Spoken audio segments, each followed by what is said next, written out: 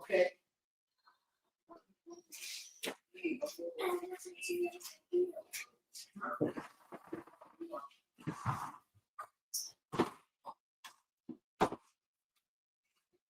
Right.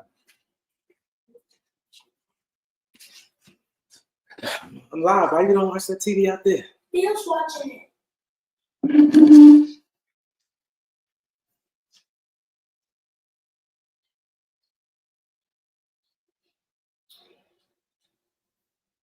And come on watching TV in there. They watch The phone won't stop. What's good, people? What's good? Who we got in the building?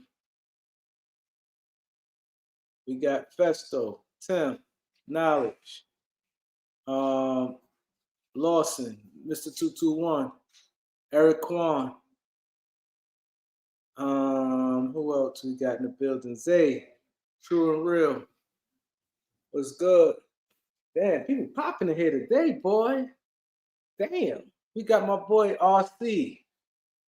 He's an Oklahoma fan. We got Jalen. We got Nick T in the building, long time veteran of the show. Jalen Roy, what up? Let me text him, tell him I'm live. Wimby Punk check, ain't no question about that. He said he's excited about the NBA Finals. I'm excited too.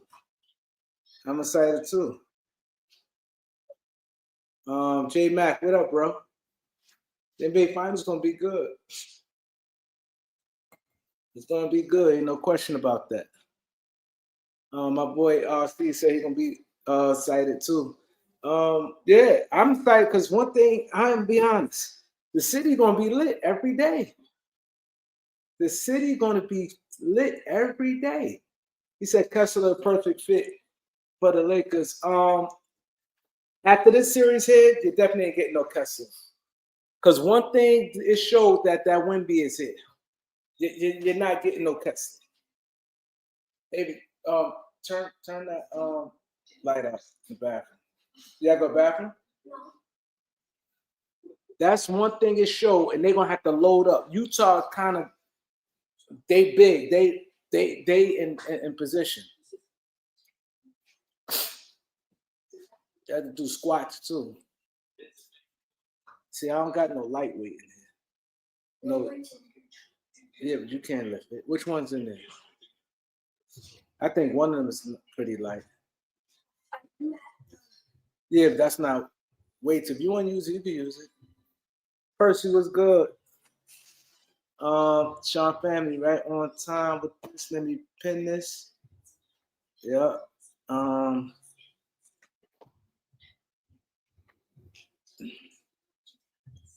He said, how you feel about Hakkasan? I don't think the Lakers ain't getting the Hakkasan. I think OKC, they without Hakkasan, they'd have been in trouble. I think Lou Dort is out of there, though.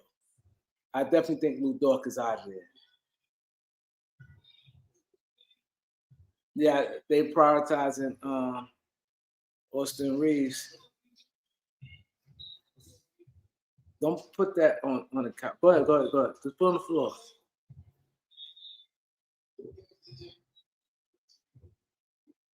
He's a darker Laker. I definitely can pass me the bag. I have to put my charger. Yo, it was crazy, right? How they said in '99, Duncan and Wemby was the same age when the Knicks played the Spurs. Jalen Rose, Rick Brunson, which is Jalen Rose's father.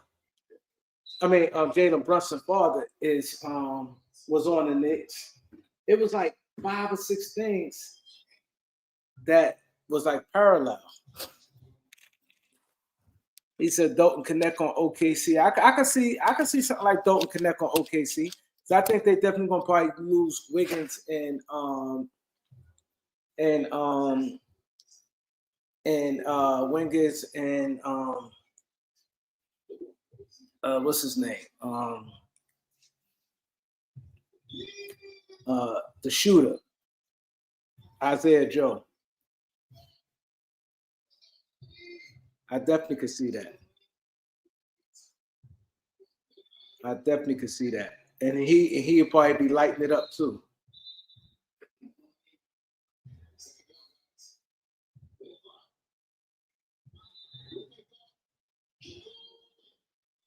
He'd definitely probably be lighting it up too.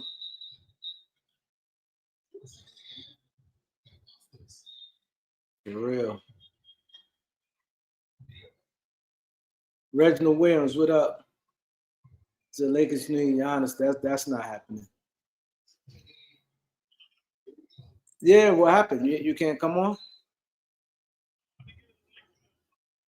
I'm live. I tell you, you don't get no texts.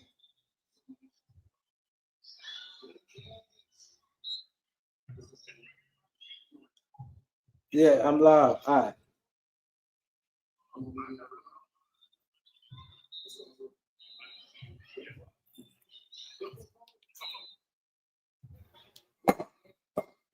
He said they should have played Joe more. They should have.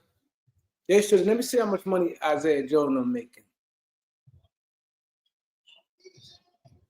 You have to stand up and do it. That's being lazy doing it like that. And don't sit on that chair, dude. You're gonna sit on the hard chair with your back.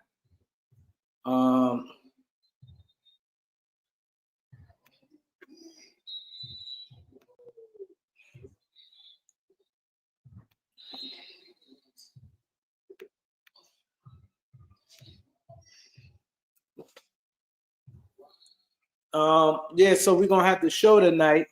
We're 7 minutes in. We're gonna have a show. We're gonna bring you guys a great show. I know you guys been watching a lot of different things, a lot of different shows. We're gonna bring a great show, but we definitely need the support tonight. We definitely need the support.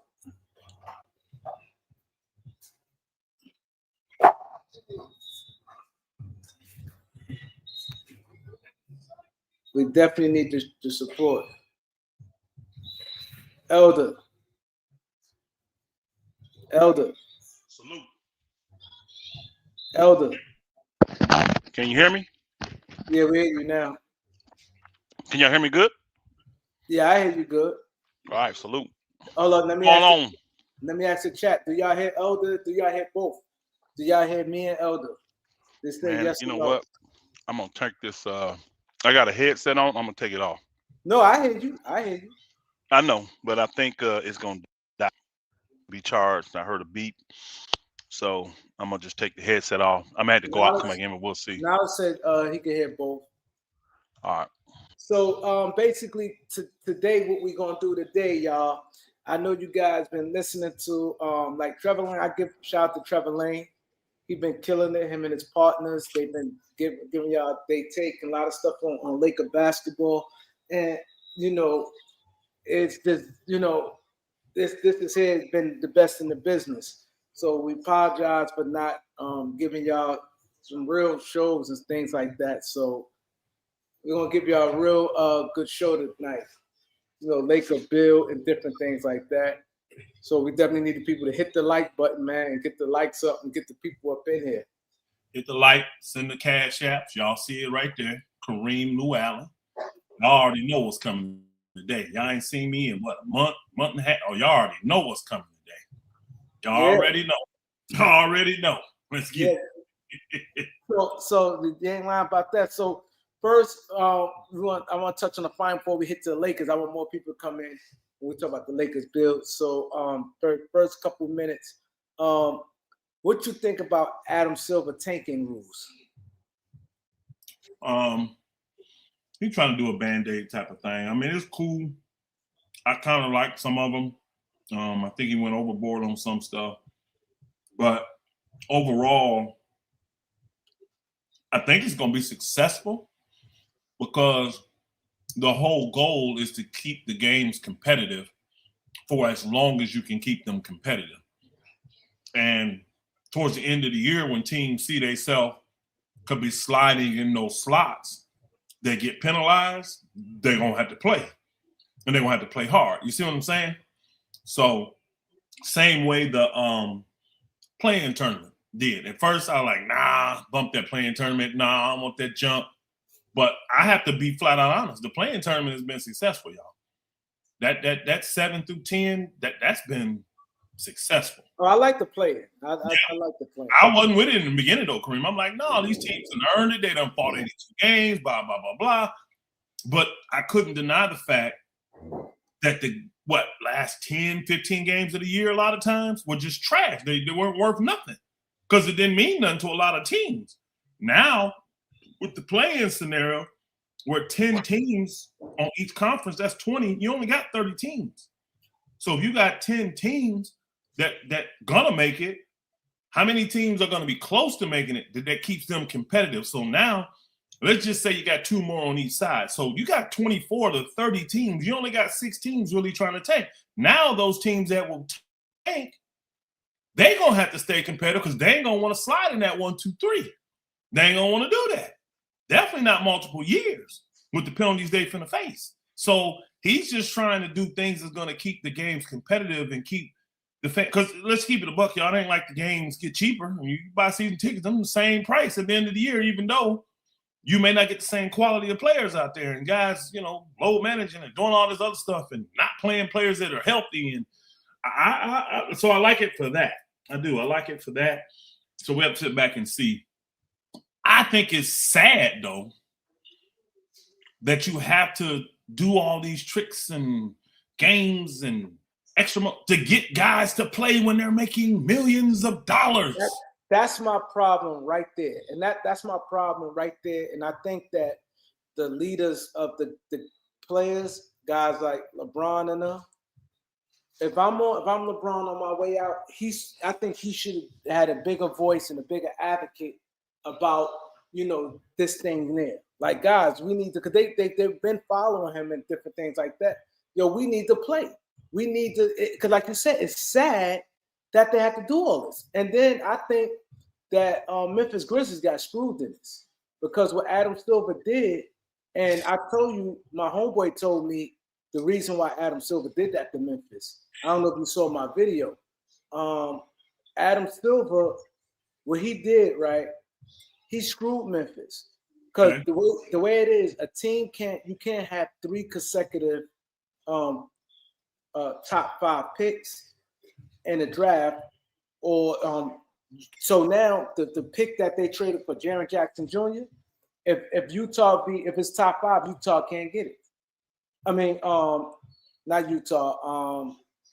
Wow, Memphis can't get it. See what it was. That's not their pick no more. And this is what the thing where I don't understand why would he do that? Because the pick is now belongs to Memphis. Them losing shouldn't have nothing to do with it. I agree. Utah don't have nothing to do with it. So my homeboy said the reason what happened was when the John Morant thing. Who is Memphis getting the pick from? Utah? Memphis getting the pick from Utah, but Memphis the only one voted against it, right? Yeah. Memphis voted against the changing of the rule. Yes, the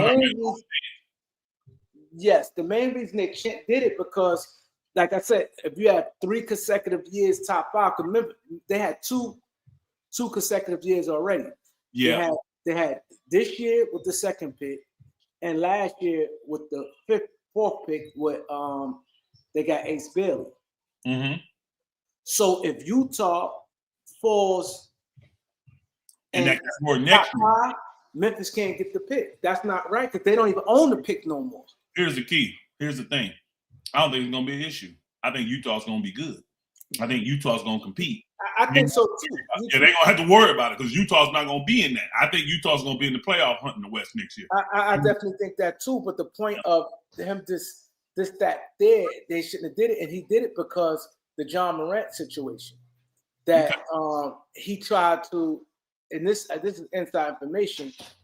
He tried to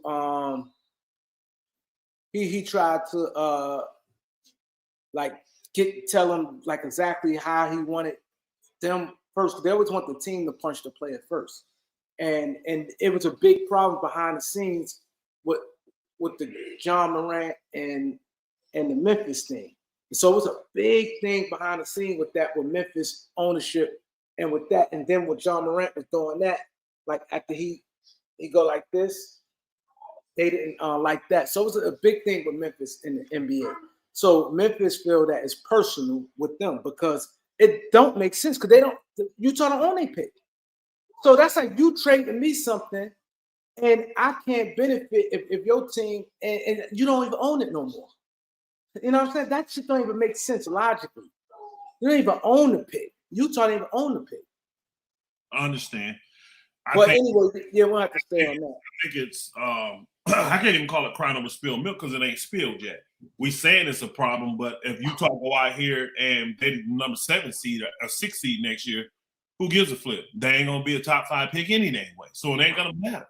So I think once we get to that hurdle, they can deal with it. I don't have a problem with the NBA doing a little hand slapping to teams that don't do a good job of policing their players, don't do a good job of representing the league and putting product out there that's not a shameful situation. John Morant has been out of control for too long, bro. I'm sorry. He's I got a company. You think I'm paying him money to represent my company with the dumb stuff he be doing? And everybody, well, you know, all the players. No, I don't see people doing the dumb stuff he do. Get caught with guns. Now you want to show a rifle. Are you serious, bro? Now you want to slap. John Morant needs somebody to force him to mature or put his butt up out this league. This is a professional business, and you have billions on the line, y'all. And you can't have guys out here just wild and doing what the hell they want to do with no repercussions. And a lot of that falls on Memphis because guess what? He's your property. He belongs to you. He works for you. He's a not just representation of you, but he's representing our league, which you are a part of. So I don't have a problem with that. I don't have a problem with a little slap saying, hey, look, you've had all this time, this man here all this time, and you ain't chose to do nothing about this. And this is the first time they did, and look what's happening. Josh rebelling, talking crazy about this is why nobody wants John in the league. Like, you getting a couple desperate teams like Minnesota thinking about him? You got to clean this stuff up, man. You got to clean this stuff up. Even back in the day, guys would go and be on crack. They would be on cocaine, all that. But once it got out in the public and you shamed the league, what did they do? They put them guys out the league. Once them dudes did the stuff they did and it came out public and you shamed this league, they weren't dealing with you till you got that right. That's not what Memphis has been doing. So I'm not tripping. I'm not tripping on this. I don't think it's going to be an issue one way or another because I really don't believe Utah. They got way too much talent. I don't think they're going to be a bottom dwelling team this year. I just don't. Yeah, especially if they're healthy. And I was telling people their front line is crazy. They're going to be good if they healthy. Yeah, because they're not letting no boy walk. They're going to keep him. Now, they may do something. I was just telling, because I didn't want to shift too much on that because I want to talk about that later when we get to the Lakers. But I just said the strength of Wemby, what's going on there, and the importance of having a big body like that. That just Walker Kessler. They definitely keep Walker Kessler. No doubt. And that's going to be a way how because they got them bigs down there, and they deep. Utah's deep, and they've got Kyle Flipanowski that I think is good. He is. He's definitely a rotational player, no doubt, question. I think. Well, maybe you don't want to go into that, like what I think. Yeah, I want to talk about the Lakers later, but I didn't want to go too deep. I just want to touch on that. I got you. Okay, all right. About he's not going nowhere because I see people like thinking Walker Kessler ain't going nowhere. No. They're gonna keep Walker Kessler, and if some team try to come in and steal him, Utah's gonna match it, hold you up, and then if they decide they paid him too much money, they'll give him a year to go out there and produce, so that he can stay healthy and play well. And if he does, of course, he earns the money. If not, then they'll trade him. That's how Danny Ainge roll. What you looking for? That's exactly what Danny Ainge does. So, yep. But no, they keep him Walker Kessler. He ain't going nowhere.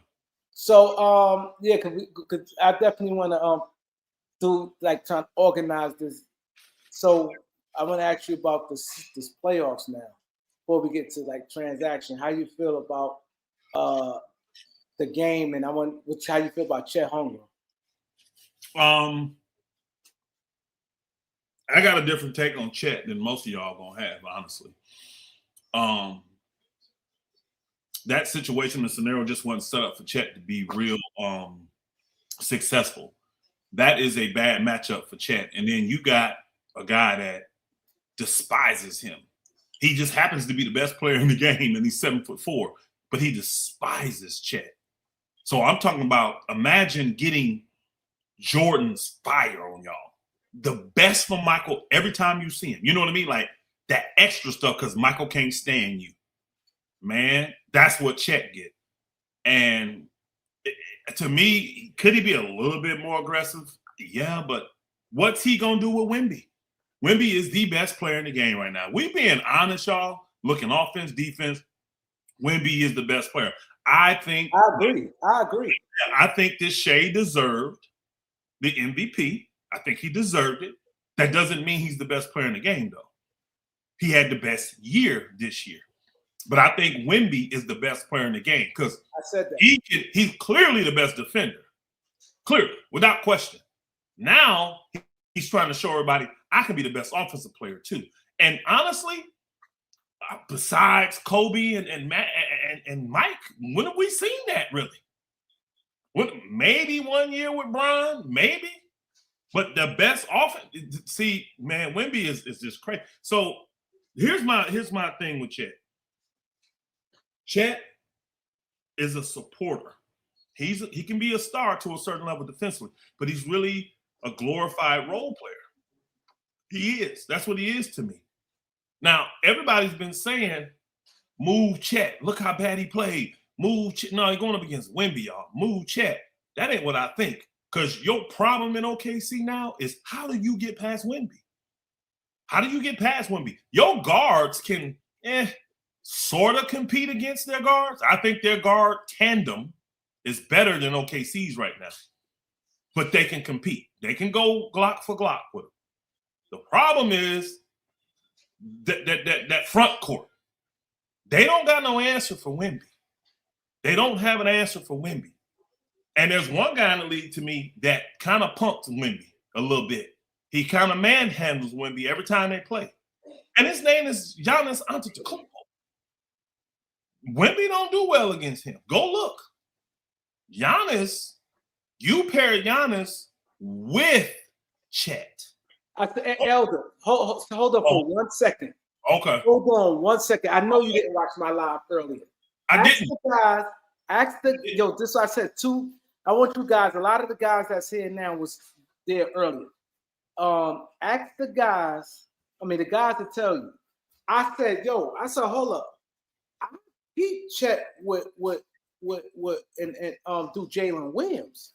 Because I said Chet with Wemby, I think what is better fit than with Jalen Williams. Because I don't think Jalen Williams, that third role, he won't.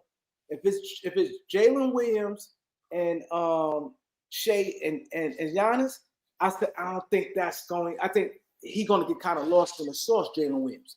I said I will put Jalen Williams for Giannis and keep Chet home. So great minds think alike. I just want to point that out. I said that earlier in the live. Everybody was saying Chet. I said no.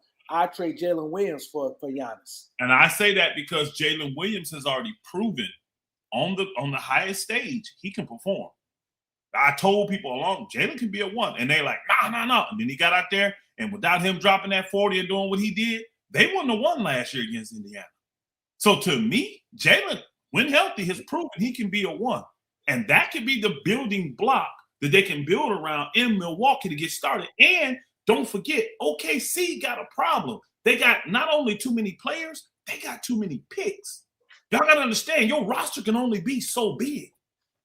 You just can't have 40 guys on your roster. You can't.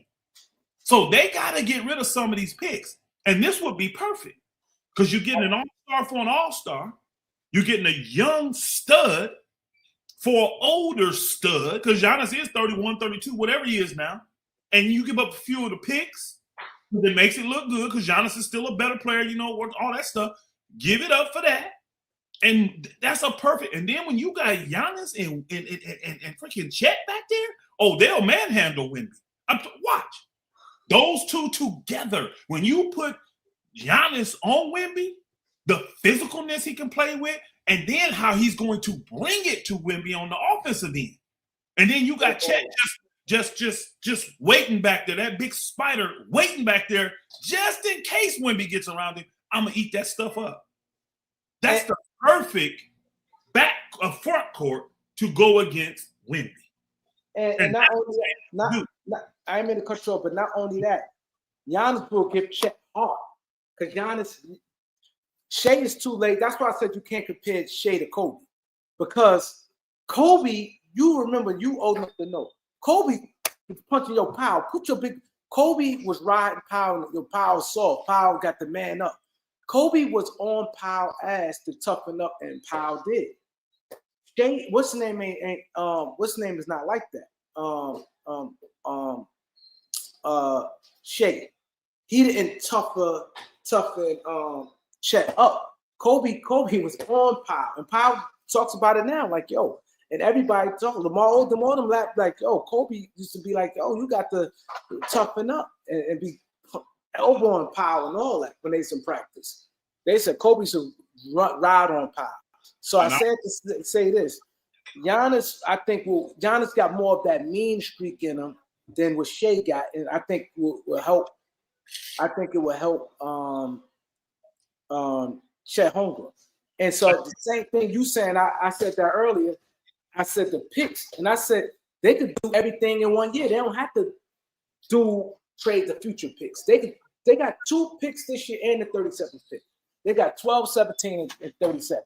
But they're gonna have to give up like 2 people with Jalen Williams. They have to be like Jalen Williams and somebody else. But yeah, but that I agree, man. You both said the same thing. And the way you get around, because people are gonna say, if Giannis don't want to be there, that's a bad deal because he's just gonna leave in a year. Even if Giannis leaves in a year, he's gonna need you to get him where he wants to go. Because what team is going to have that kind of cap space and they're going to be contenders? You understand what I'm saying? There's going to be no team out there that's a contender with $60 million in cap space. So you're not going to have that. So wherever Giannis will want to go, if he don't like OKC, he's going to need OKC to do the sign and trade to help him move anyway. So I wouldn't be concerned with that if I'm OKC. And even if Giannis leaves, you got all the picks, you got all the players on the team, all that, you still are going to be a great team. You still are going to have great picks. You still are going to have money. You still going to have great opportunities to do what you need to do to make your team better. But I think if Giannis goes there and they win in the West, I don't see Giannis leaving. I don't see Giannis leaving. They have a good coaching. Yeah, you got good coaching and all that stuff, and you winning? Because Shea's not that kind. Shea lets you, hey, let's keep it a buck. Shea lets you eat, bro. Shea's one of them superstars. You come in, you can eat still, though. You can still shine next to Shea. He ain't one of these guys that just dominates the ball and you don't get multiplicity of opportunities to shine. Giannis, and then think about this. What hurt OKC the most in this finals? When Jalen Williams and AJ Mitchell went down, I knew they were going to lose. I knew it. Well, I already had picked them to lose anyways, but it solidified it for me because y'all don't understand how important it is to penetrate, get in the paint, and dish. You have no idea what it does to defenses when guys can consistently get in that paint. And they couldn't. Why? Their 3 best guys is Shea, AJ, and J-Dub. Well, 2 of them are gone. Them other guys are good. They can't. Caruso, Isaiah Joe, Carson Wallace, all them dudes, they can't consistently, they can't consistently get in that paint. Them other 2 guys that ain't playing, they could. That changed everything defensively for San Antonio. Everything. Now, you add Giannis, Y'all already know nobody stops Giannis from getting in the paint. Nobody. That's what I said. They've been putting brick walls. They've been building concrete skyscrapers, and this man been running over them for years. So you ain't stopping Giannis. And then if you try, now you got Shea and you got all these other dudes up.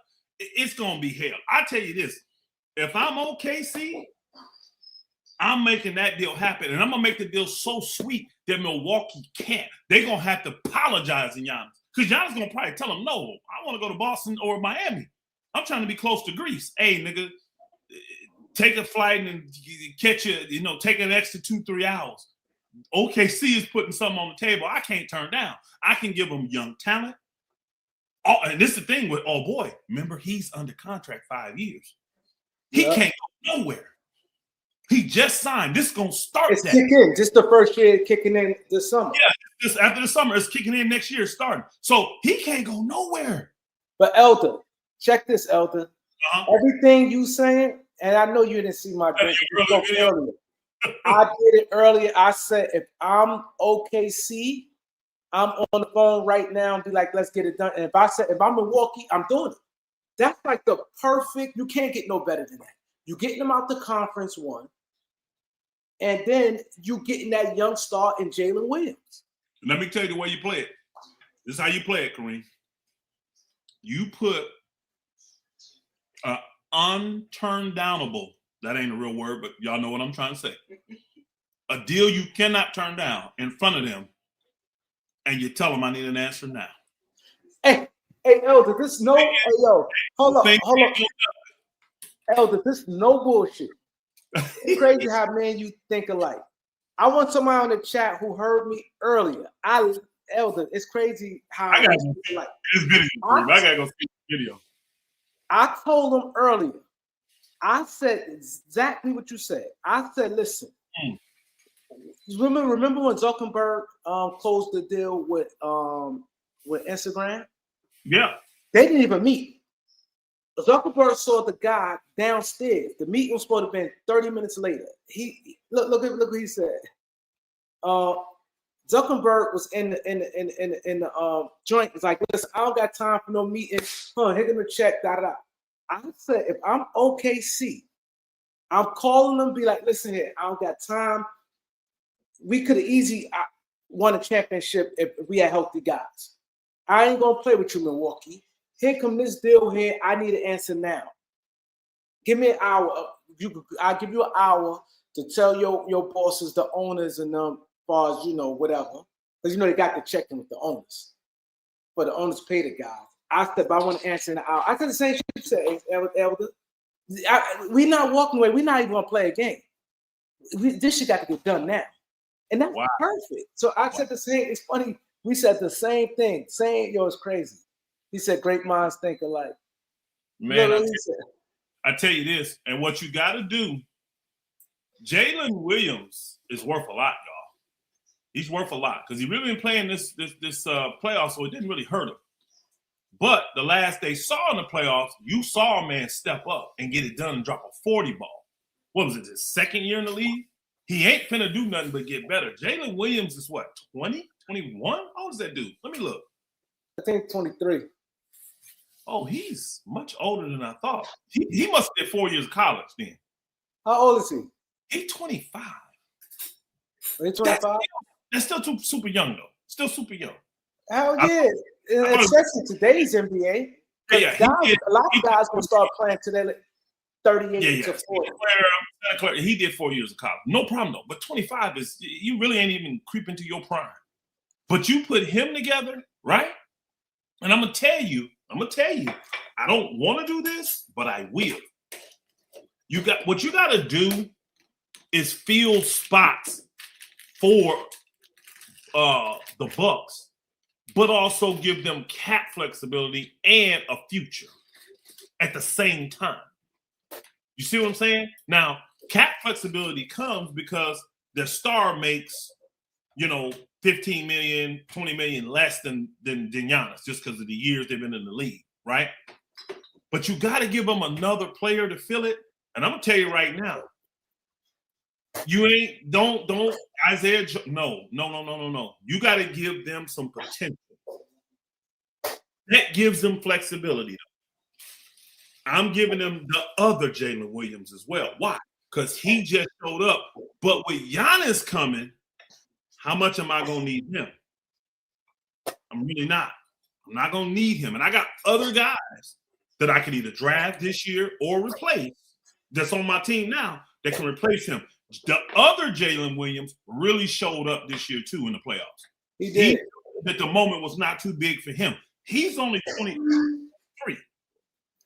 So I'm giving you the two Jalen Williams, young. I think this the last year he only making like $8 million. You see what I'm saying? You got cap flexibility.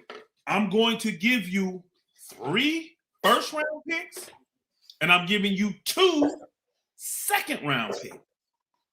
I'm not giving you 5 first-round picks when I'm giving up an all-star. I think to be honest, I think the most with Jalen Williams, especially when you talk about the other Jalen Williams too, and considering nobody else could beat that offer, I think the most they can need to do is give up 2 first-round picks. Well, I'm gonna tell you right now. 2 first-round picks. They just think they could give up the 12th. They got the 12th now.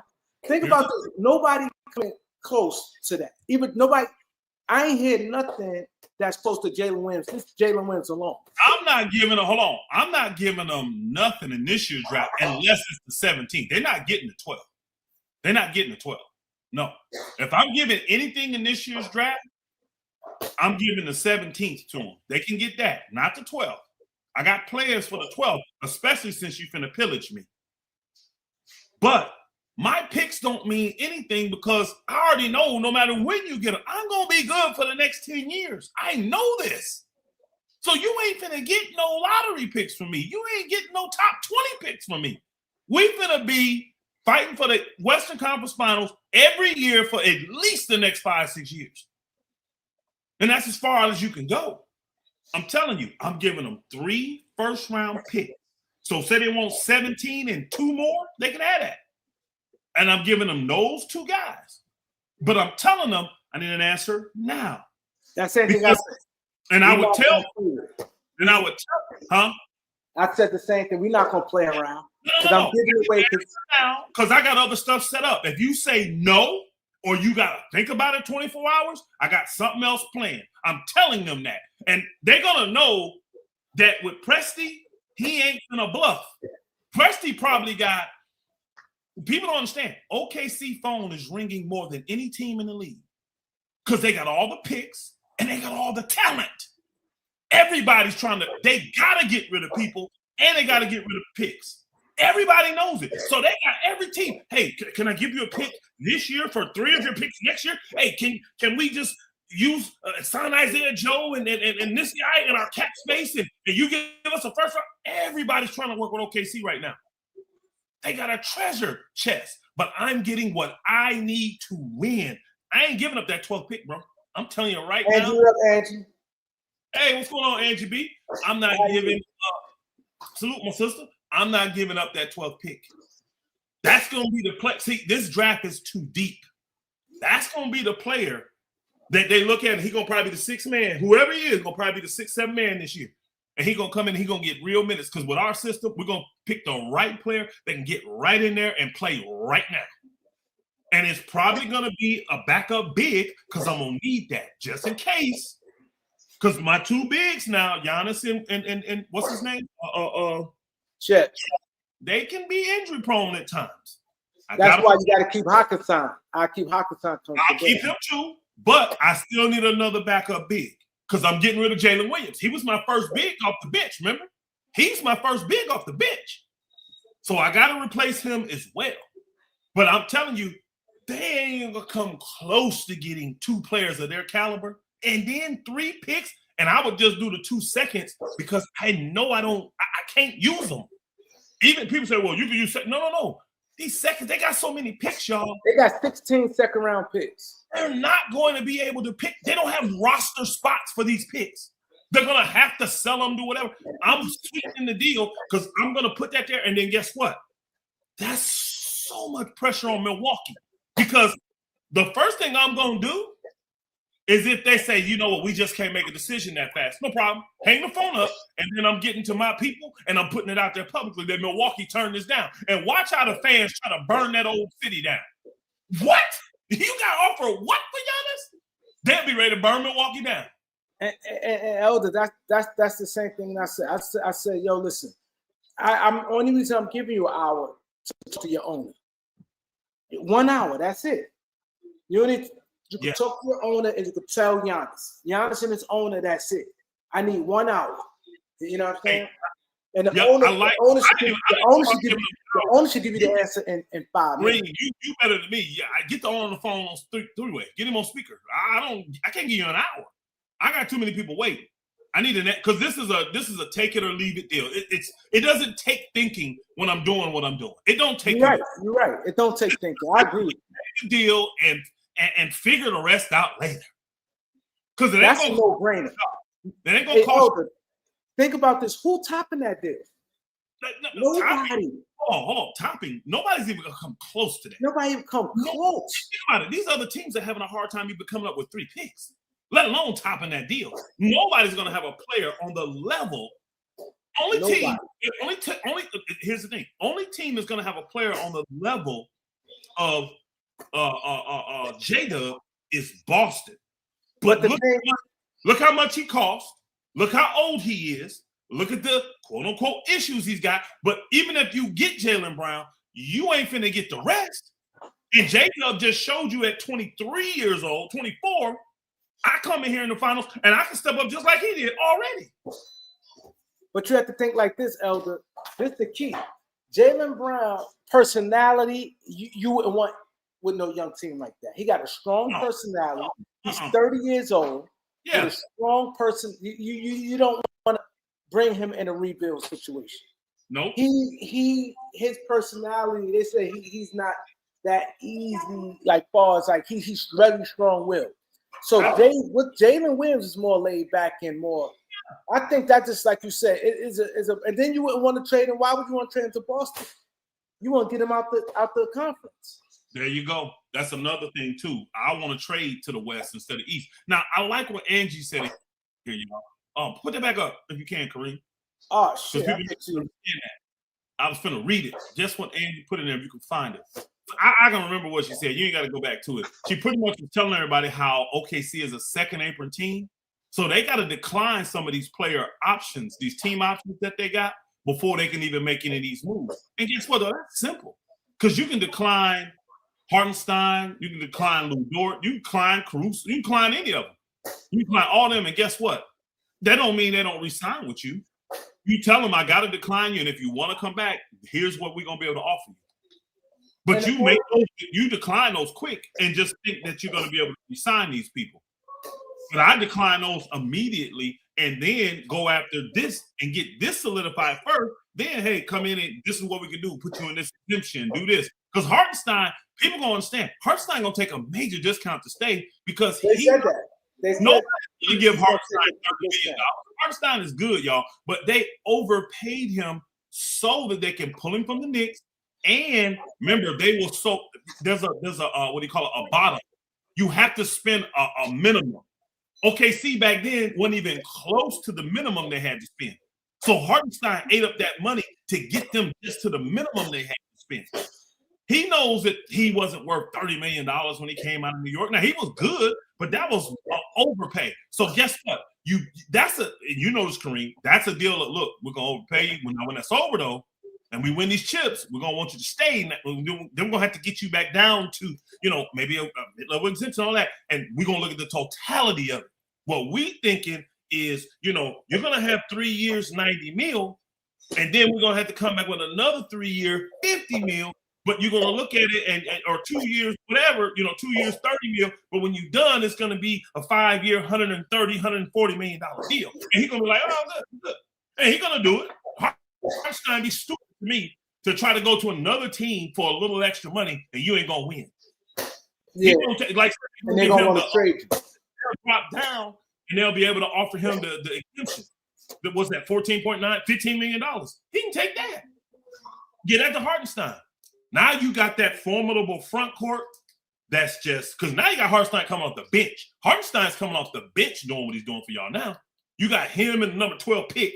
If you get the big dude you need coming off the bench for you. Chet and Giannis need to be starting. Chet and Giannis, and then who cares who else you put out there? I mean, you got so many AJ, Shea, and Kaysen. I don't care. You can pick who you want to put out. You still got what's his name? Wiggins, who I'm telling y'all, Wiggins is really, really good, y'all. Wiggins is really good. They got 2-3 guys, I heard, 2 guys for sure, that they say are NBA rotational players right now, and they can't even get on the court, y'all. They can't even dress for half the games. Kareem, you on mute. Kareem, I can't hear you. Yeah, they got first round picks that come off the bench.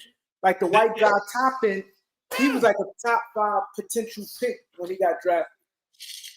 And the other guy, they got Thomas Sober. I think he was the Georgetown big man. Yep. They got guys. OKC is not going to want to work with the Lakers, but I think they're going to be forced to. I said that. Well, like the dump some salary, I think they like even like guys like what Wiggins. I think they're gonna work with the Lakers. Yeah, I mean, if the Lakers are smart, I'm not. I don't want Dort. Honestly, I'm being honest with y'all. I don't want Dort because he's a good defender, great, but he's too inconsistent with that jump shot, and he really. I got Marcus Smart. I don't need Dort. I just don't. I don't need Dort. I would rather have an Isaiah Joe. I would really rather have an Aaron Wiggins. Is who I would really rather have. I want those two. Give me Wiggins. Wallace is right now. Wallace is never. They're gonna figure out. They ain't letting that little dude go. He showed y'all his value, and without Wallace, they'd have been blown out in the second half yesterday. Yes, Wallace started. He started a lot of games. So Wallace and AJ Mitchell, that's their 2 young guards that they ain't letting go. Them guys, they're gonna figure it out. But if I get Wiggins and Joe, oh my God. I would love to get them too for the Lakers. Then do whatever you're going to do with your picks, get rid of them, whatever. See, I think you remember, Kareem, when this trade deadline and all this come around. Remember, I was telling everybody, the Lakers need to go over to Washington. They got players over there they can get. But the main guy I talked about was Julian Champagnie. I said, this dude can play. He making $3 million. Washington would give him up right now for a second. Go get Julian Champagnie. Now we took that second and we got what's his name? Luke Kennard. Luke Kennard was decent for us. I'm telling y'all, he ain't Julian Champagnie. And you know what the crazy part? He was better than his brother. The one in Washington was better. Because remember the other one, he just stuck over there in no man's land. Think about it. This is how good he is, y'all. Oklahoma City has already put out there in the atmosphere that they willing to give up the 17th pick just to get him.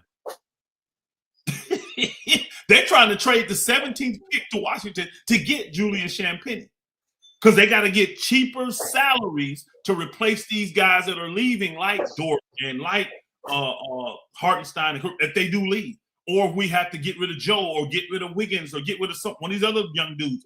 We need a guy to replace them that's cheap. Julian Champagnie is that dude. Yeah, that's crazy because he was the better brother. Remember, the Sixers cut the one that's with the Spurs just to get Mac McClung on a dunk contest. This one was established already. The one in Washington was established already. You got to stay there real quick. I know some of y'all wants to get to the Lakers, but you got to stay there real quick. Think about that, y'all. Think about that. For y'all that watched that game yesterday, look what Justin Champagnie did yesterday. This man then went from getting cut, also a guy could just be in a damn dunk contest, to being a starter on a team that can potentially be the world champs. And look at the 3 balls he was draining yesterday. It is so much talent. This is why I want these old heads to leave. I said that, bro. I said that. I'm ready for Bron. I'm ready for Durant. I'm ready for Harden. I'm ready for Steph. I'm ready for Kawhi. I'm ready for all these. I said that. Get out this league. It's so much young talent. I mean, y'all ain't processing. I can read in the chat. Y'all not processing this. This man was let go just so Philadelphia can have some dude that will never be in the NBA participate in the dunk contest. And now, 2 short years later, This man is starting for the best team in the West and draining threes in clutch moments. Playing lockdown defense. Man, if I'm the Lakers, I'm doing what I got to do to get the Champagne dude. I told them last year. And Washington will do it because Washington got a lot of guys. They got a lot of guys ahead of him. They got Keyshawn George. They got Will Riley. They have Cam Whitmore. They now AJ DeBonsa is coming in. They got a lot of guys. They got Bilal Calabari. They got a lot of guys. AJ? You think Washington's gonna draft AJ with yes. Star and all them there? Yes. Washington, they drafting AJ. And I'm gonna tell you right now, I think that will backfire on them because I'm gonna be honest with you, Kareem. You know what I don't want? I don't want Darren Peterson going to the Jazz. I don't want. Go. What you said? Hey, salute, Ruggs. I said I don't want. I don't want Darren Peterson going to the Jazz. Oh, that water in the background. You can't hear me good, huh? My bad. You don't like Darren Peterson?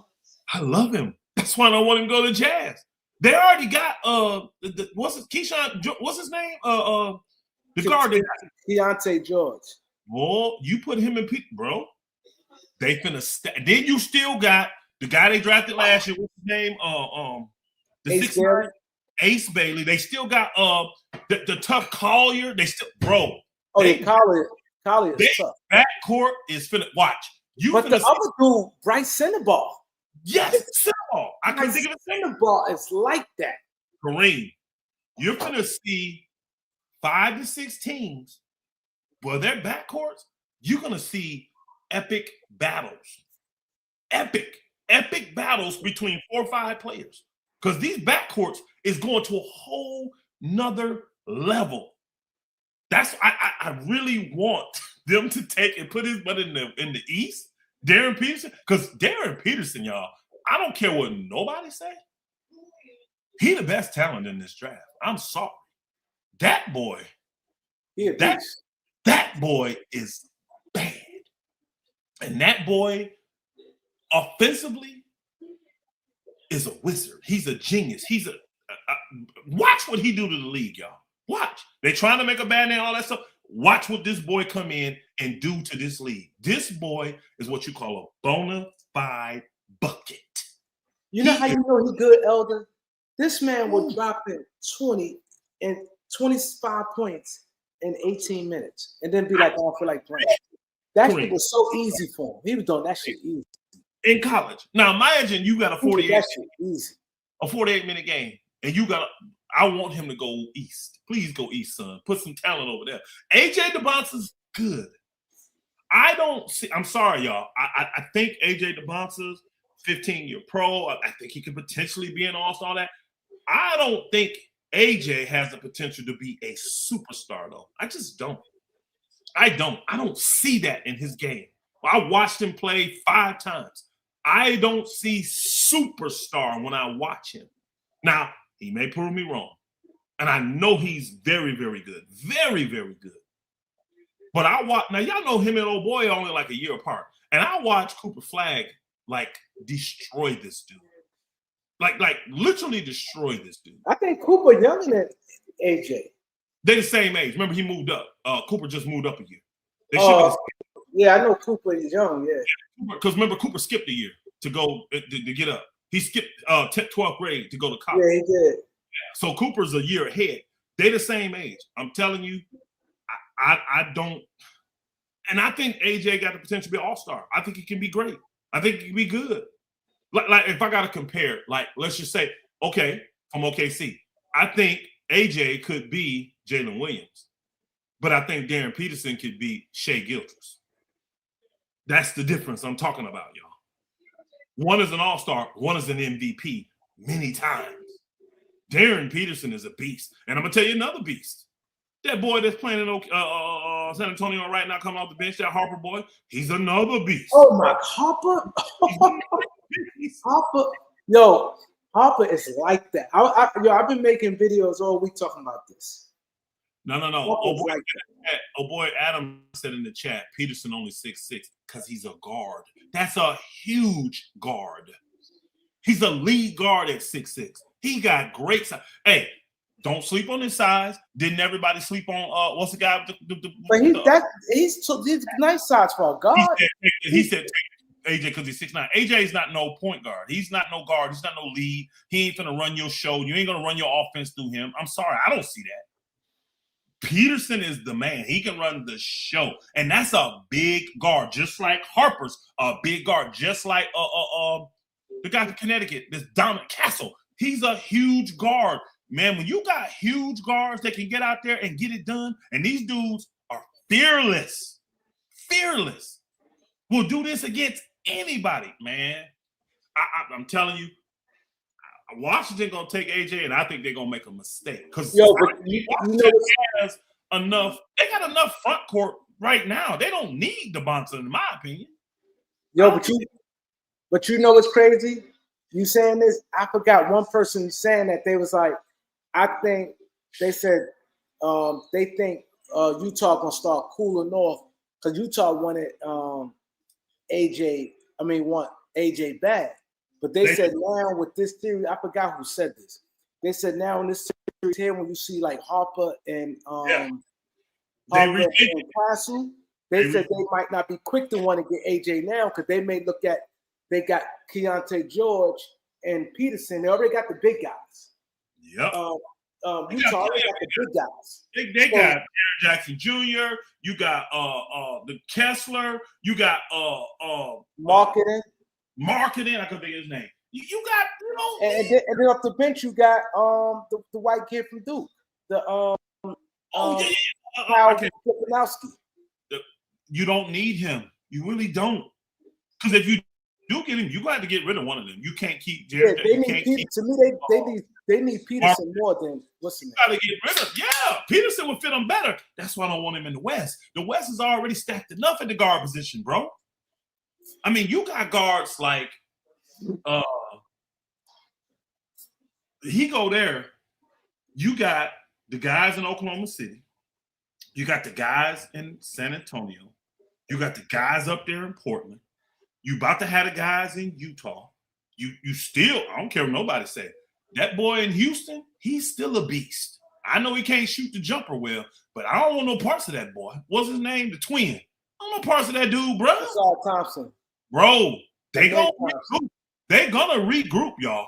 Then you still got, think about it, and this on the lower end, you still got two guys that can just destroy you offensively with the Lakers. Now, they ain't gonna be able to stop you, but they sure can light you up, both of them for 30. Man, the guard play in the West is gonna be sick. I want him to go east, bro. I'm not even gonna lie. That's the Laker fandom in me coming out. I want them to take Darren Peterson. I want him to go east. The East need more talent, damn it. Send some talent to the East. I'm tired of all these dudes in the West, man. It's gonna be an impossible task. It's gonna literally end up being whoever's the healthiest is gonna get there. Yeah. And let me go here. I got the list right here. I can pull the list up. I ain't even really hit it like that. I ain't talked about the Nuggets, I ain't talked about Minnesota, y'all. They guards. I ain't talked about Minnesota. I ain't talked about Dallas. Golden State still got y'all know who. Phoenix still got you know who. Man, come on, man. The guards play is sick. Then Ja finna go somewhere. And again, Ja not gonna stop a parking cone. But boy, when he in his mode, who's stopping Ja? That's what I said. But Ja did his mode that. Who's stopping that dude? I need I need some of this talent to be dispersed over to the East and let them fight over there. I'm just telling you, man. Bro, I want Washington to take him. But if they stupid enough to take then he gonna fall right because you gonna watch. You know how you got 10 minutes on the pick, they're gonna turn that pick in 30 seconds. They're gonna turn it in 30 seconds. Oh, we got Darren Peterson. We'll figure the rest out, just like they did with old boy. They take the talent, bro. Danny Ainge ain't dumb, y'all. He ain't dumb. He no talent. Look what he did in Boston. He finna do the same thing in Utah. He finna do the same thing. And guess what? What's his name? The guy got last year.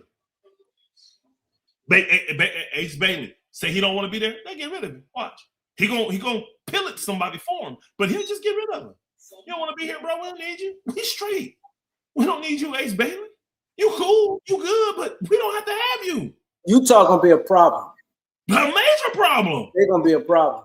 Hey, Kareem, did I not tell everybody this year? I said, now Portland ain't gonna go out there and win the championship, but you ain't finna push them over next year. Portland is gonna compete. I told everybody that. Now you did say that. Portland Portland came got out. the big bodies. Klingen makes a lot of difference in that paint. Man. Jonathan Klingen makes a lot. And they get Dame back this year. So look at there with Dame and what's the Shea and Drew Holiday and you see how old boy was balling at the end of the year? Scoop. See how he was balling? Oh, Scoops that pitch shit up. Destroying the league at the end of the year. Bro, it's gonna be some epic.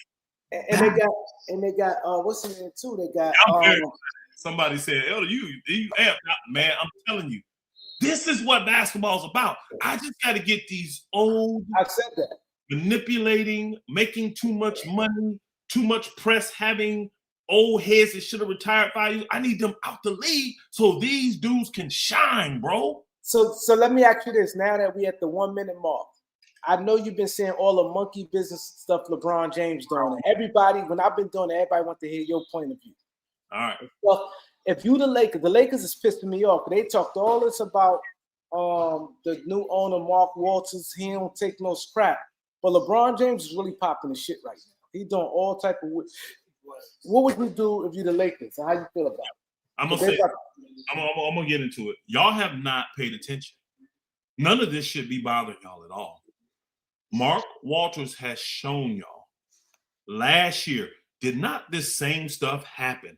His group start throwing these narratives, getting his porch monkeys that's in the media to put all this stuff out here, saying all this stuff for the Lakers. You never once heard anything come from the Lakers front office.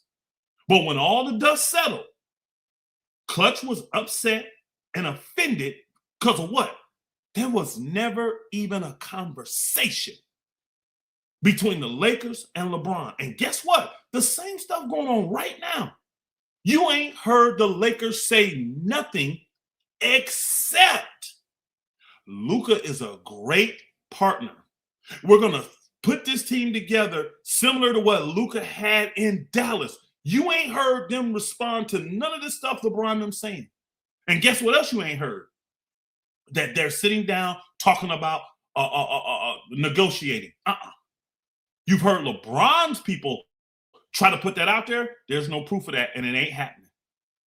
And then you got LeBron, well, they need to come to me. You think the Lakers, they didn't come to you last year. What would make them come to you now? See, what they're trying to do is project like the Lakers want LeBron.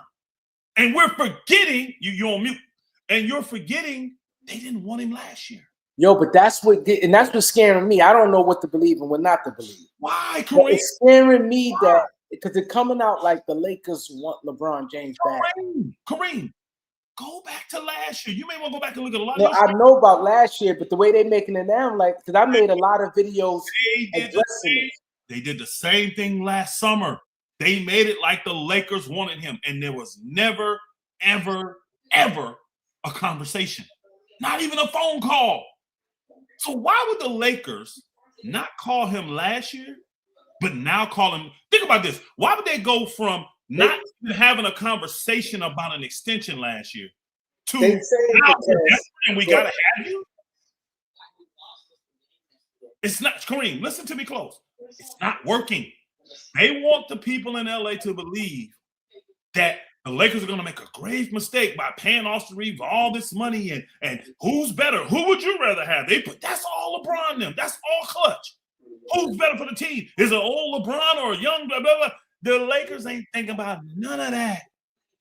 They not responding to that bull crap. But guess what's going to happen? as soon as the draft comes, you're gonna see what the Lakers feel. Why? They're gonna what's it called? Not waive, but they're gonna decline what's it called, Kareem? I'm forgetting because he don't have a contract, but they have a capo. Capo, yeah. That's going to decline LeBron's capo, and then y'all gonna really see what's up. They're trying to create this buzz through the media that the Lakers need LeBron and they want LeBron, and the Lakers are showing me they don't want because they ain't saying a word, just like they did last summer. Didn't say one word. They let their actions show you what they felt. The only thing I heard that is guaranteed came from the Lakers is that Luka is a great partner in this thing, and that we want to build a team around Luka that's similar to what he had in Dallas. What did he have? A 42-year-old aging superstar making $50 million in Dallas? He didn't have that in Dallas, y'all. He didn't have it. So they ain't trying to do it in LA. They're gonna show you with their actions. They not what Clutch is telling you they are for LeBron. So don't be afraid, Kareem. It's all smoke and mirrors. Well, I sure hope so, because the way they portray in the media that the Lakers don't have no better options, and that's what if you watch my videos, I said that. I told what Trevor Lane kept saying, because he might have been responding to me or whoever. He kept saying everybody keep talking about get rid of LeBron. What options? They don't have a better options out there in free agency. He said, how you replacing 21 points? This is what I said in response, right? I said, it's not about replace. I said the culture anyway. LeBron don't bring culture to a franchise. No. And I said that it's gonna hurt if he come back. It's slowing everybody down. They need to start back. But they keep, and not just him, but a lot of people saying that the Lakers want LeBron James at $30 million. I said, that's crazy. The Lakers, you ain't heard nobody from the Lakers say that. You ain't got none of your behind-the-scenes people telling you the Lakers are saying they want him at 30. That's what Clutch wants all the Laker fans to believe. That's what they want. The Lakers don't want LeBron at $30 million. That destroys their team. And let me tell y'all, even for you, like Kareem, because Kareem ain't no AR fan. I already know this. And a lot of y'all may not be AR fans. Here's the biggest thing, though. AR is a very valuable asset. So even if the Lakers know, even if I have to sign him, which he's already told the Lakers 2 years ago, not just a year ago, y'all. He told them 2 years ago, I'm going to take a team-friendly deal. Why would I not believe him when he did it last time? Did y'all not understand that AR was worth double what he was making now? He didn't have to take no $13 million a year deal. He did that for the Lakers. He could have easily got $25 million back then. The Spurs was telling y'all, are we going to get that boy $25 million? And when they found out he wasn't going to sign with them, that's when they backed out. He didn't want to talk to the Spurs. And y'all think that changed? No. They already got that deal worked out. Watch. And he's going to take a good hometown deal to where what? If he don't work out, the Lakers ain't bound to him. It'll be an easier contract to move and get access. Not charging. You understand what I'm saying? That's better than investing $30 million in LeBron, playing 40, 50 games, and now you got to talk about you got to see him working out at the Clippers and working out. And look what he's doing now, trolling, putting all the stuff up for Cleveland, liking all this Cleveland stuff. Man, bro, that dude, you don't understand how these billionaires work. That stuff don't do nothing but drive a wedge between you. That narcissistic bull crap, it don't do nothing but drive. And this is why the Lakers are being quiet. They're letting you see. And the crazy part about it, right? LeBron sat there and said, I want to max. The Lakers have to come to me. I want to max money unless you got to come to me with your plan to get me to take less than the max. And he got all his cronies in the media trying to make everybody believe that the Lakers are desperate and this is what they're going to do. When the Lakers, what has the Lakers said? I'm going by anything that you can put down as definitive and you can get it as a quote. The only quotes we got from the Lakers is they love Luka as a partner and they want to build the team for Luka similar to what he had in 2024 in Dallas. And guess what? LeBron don't fit that. And they're going to show you. Watch. They're going to show you just like they did last year. And LeBron is trying to create a market for himself. So y'all don't understand. Hold on, Kareem, real quick. He's trying to create it with the Lakers because he don't want to leave LA. I've been telling y'all this. He wants to he wants his cake, he wants to eat it, he wants the knife, and he wants to lick the knife, is what he wants to do. He wants all of it.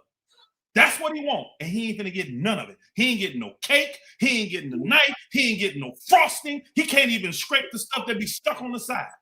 He ain't getting nothing from LA. Watch. And it's sad. And I don't have to be a hater of LeBron because I'm not. I hate his ways, but I don't hate him as a player. He just don't fit their future. And this guy, he ain't wasting time with LeBron.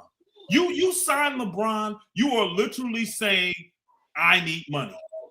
I said the same thing. I said the worst thing they can do. I said LeBron come back to the Lakers, it's gonna be a problem. You showing me everything you're not trying to win. Because these guys keep saying, oh, what better option? The Lakers need to, so put it this way. This is what we're going to do. Because I did my team, right? Build out the Lakers roster on your own. Because they hurt mine too. I got something I got to finish first, though, Kareem. You ain't let me. I got to finish this. I got to get this off, right? Before I go to building this team. I got to finish this because people need to really get this understanding. The Buss family was inherited. They inherited the Lakers from their dad. It was 6 people. Can y'all imagine inheriting a company, but having to split the profits 6 ways, having 6 voices give their opinion? Because whenever you make a decision, it's affecting their bottom dollar. This is why LeBron was able to come in, Clutch was able to come in and manipulate Jeanie Buss and the Laker family, the Buss family. Well, they sold it. We don't have that problem now. And see, everything Jeanie had to do was to make money. Why? This is all the Buss family had. They don't have restaurants, y'all. They don't have oil, and they don't have other stuff they made their money from. All their money come from the Lakers. So they were, even though they had the biggest platform, they pretty much had the smallest market. Because even if they made more money than like a OKC or a Milwaukee, like these small markets, they had to split it 6 ways. 6 ways. Okay, now that ain't the problem. And guess what? This new owner, he ain't desperate for no money because he got a ton of money. You're not going to get him, hey, LeBron is going to bring in this. Oh, okay, we good. I would rather build this way and get that money down the road. I don't need the extra 200 mil that he's supposedly going to bring in. People think about what they say most time. Jersey sales. Who the hell buying LeBron jerseys now? If you ain't got one by now, you ain't getting one. Quit acting like LeBron is a top 5 jersey seller. What money is LeBron? Unless you're doing a documentary on this dude, you ain't making no money off him. Not like that. So they're gonna go and give them the best option. And even if they realize that Luka and AR ain't it, they're gonna use them as assets to get what they want.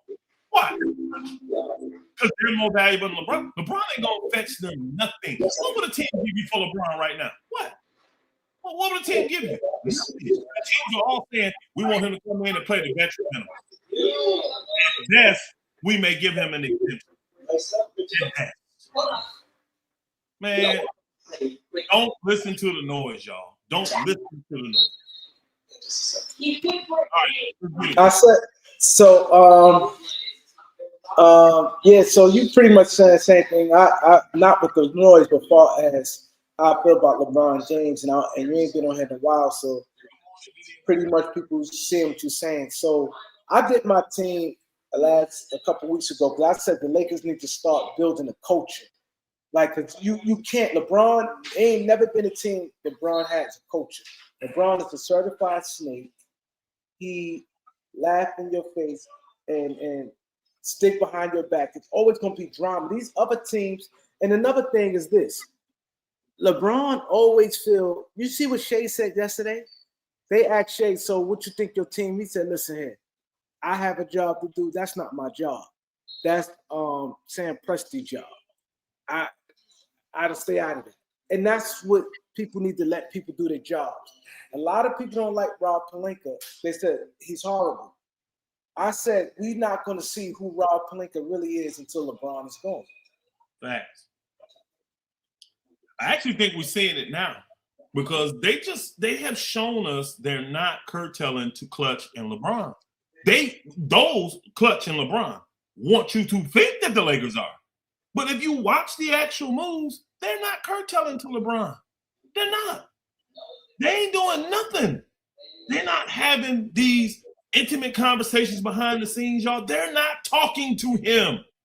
And he's too arrogant to go to them because he's afraid that somebody in LA would leak that, oh, well, LeBron them called. You see, he that kind of narcissist. But he needs the Lakers. The Lakers don't need him.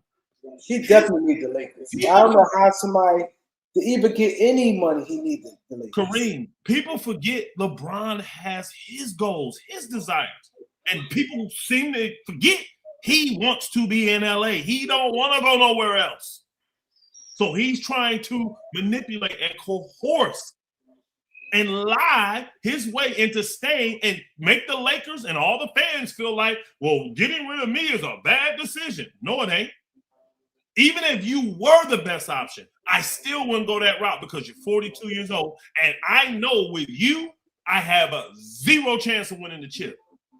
So even if you were the best option, I'm still not going that way. And that's what the Lakers front office is showing him with their silence. And then guess what? You're going to see guys come in that fit the mold of the guys that played in Dallas. I'm going to tell you right now, I don't know where they're coming from. Because one thing Pelinka has been very good at is all these people are thrown out there, all these other names, I wouldn't be surprised we get none of them. Maybe one of them. He always got these diamonds in the rough. He's always got these guys that nobody's thinking about for the Lakers. And he's going to bring them in, trade for them, pick them up in free agency. So you're going to see this team get formed for Luka. They're going to give Luka and AR a fair chance to prove if they can win. They're going to. Now, that may be a year. That may only be a year. But they're going to give them a chance. I can't wait, bro. This stuff going to be so embarrassing, bro. It's going to be so embarrassing.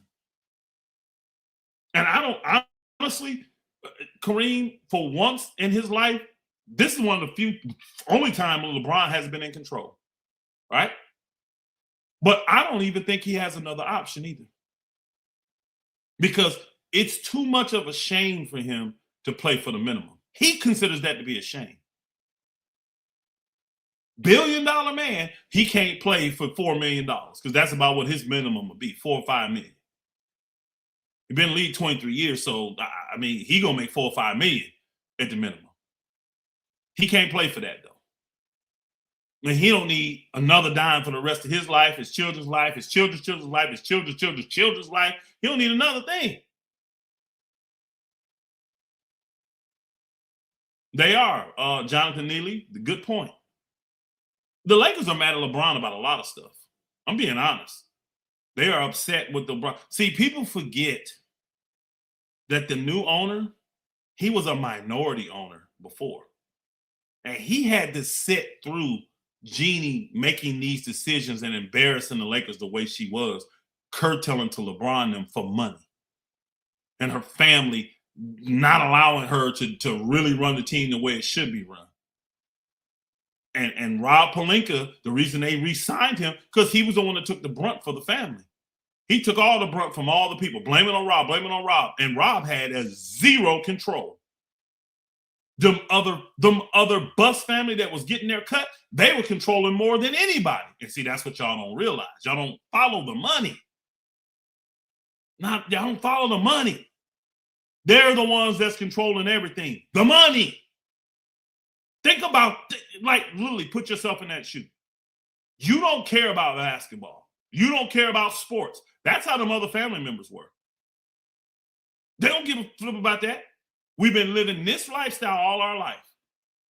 You telling me you want to make this move and get this player in, and this player, just this one player, is literally going to take $3 or $4 million out of each of our pockets? No, we don't need him. Now, if you're telling us that this player is going to come in and he's going to guarantee us a championship, and then when we win the championship from T-shirt sales and all this, we can get that money back? Yeah, let's do it. Oh, you can't guarantee that? No, we don't want that player then. It's that type of stuff that the family was doing, y'all. And I'm keeping it on a real elementary, basic level. People think Jeannie, even though she's a governor, I could just overrule them. That ain't how it works, bro. Because you got to be held accountable for the money. And billionaires, when things get tight, their lifestyle don't change. They cut everything else around them. They gonna still go on their trips. They gonna still buy their houses and cars. They gonna still do what they gonna do. They'll do that all the way to bankruptcy before they curtail their lifestyle. They'll go bankrupt and start another company is what they'll do. LeBron James needs the Lakers because he wants to make a max salary and stay in LA. And the only chance he got of doing that is using the media to manipulate everybody to think that he is the best option for the Lakers. And I can tell you right now, he's not. And they already know it. He's not the best option. I'm going to tell y'all right now, and the way the Lakers are going, I wouldn't want him at all. But if he came to me and humbled himself and said he wanted to play, the best case scenario for me with LeBron would be to offer him an exemption. I would offer him one of those exemptions that we have available. Because I think we can get down to under the first payment. So I will offer him that mid-level exemption for $15 million. And I actually wouldn't want to get that to him because if I had a younger player that was great defensively and wanted that money, I'd rather give it to him than LeBron to develop my future. You're right. And the thing about it, I said that. And see, the crazy part about all this, right? About all this, with Jeannie, remember Jeannie said he was ungrateful, all the stuff they did? And I remember when you and Loyalty had the argument when he said the Lakers supposed to, and you took offense like, I got a business. I never let nobody run my business. Hell no. And I think a lot of that stuff right now, like that, Jeannie held it in. Remember, Jeannie said, I could have traded him, but I was scared to take the heat. They want to trade him after the Westbrook thing, but she was scared to take the heat from the media if they traded him. Hey, Kareem, let me help you with that. And that was the time when you said you would trade him for Shea. I would have. Kareem, let me help you with that, though. I want y'all to really understand what's really going on. Jeannie Buss has been around the NBA since the 70s, y'all. Do y'all really think she cares about media heat? Think about this for a hot second. Think about this. Do y'all really think she cares about media heat? Been around this league for 40 plus years. Almost 50. She don't care. Jeannie's heat was coming from her family. And LeBron was a cash cow for them. Again, people forget their only stream of revenue is the Lakers. And having LeBron did put more money in their pocket because they don't have no other way to get money. See, these new owners, they got multiple ways of getting money, and it don't even include the Lakers. They were billionaires before buying the Lakers. They were billionaires before buying the Lakers.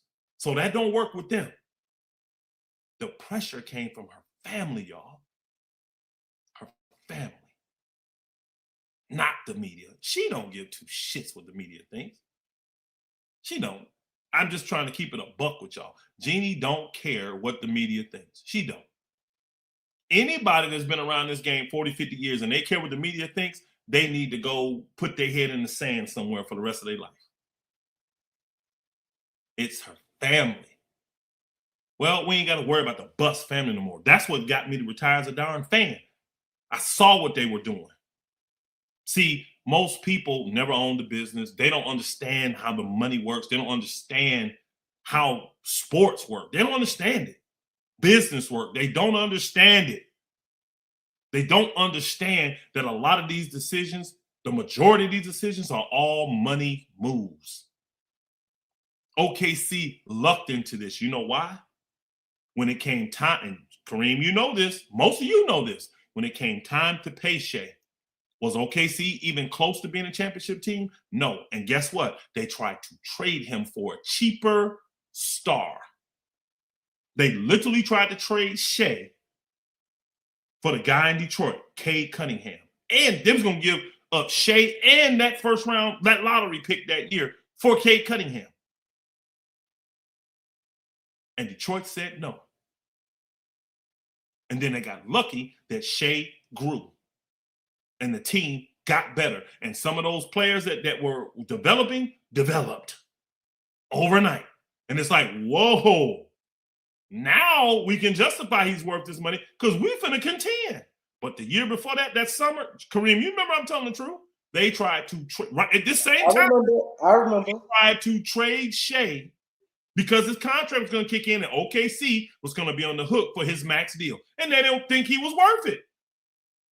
They were going to trade him for Cade Cunningham. But Detroit wouldn't give up that first pick.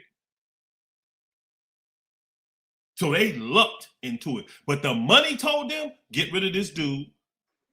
Because guess what? It's going to be the same now.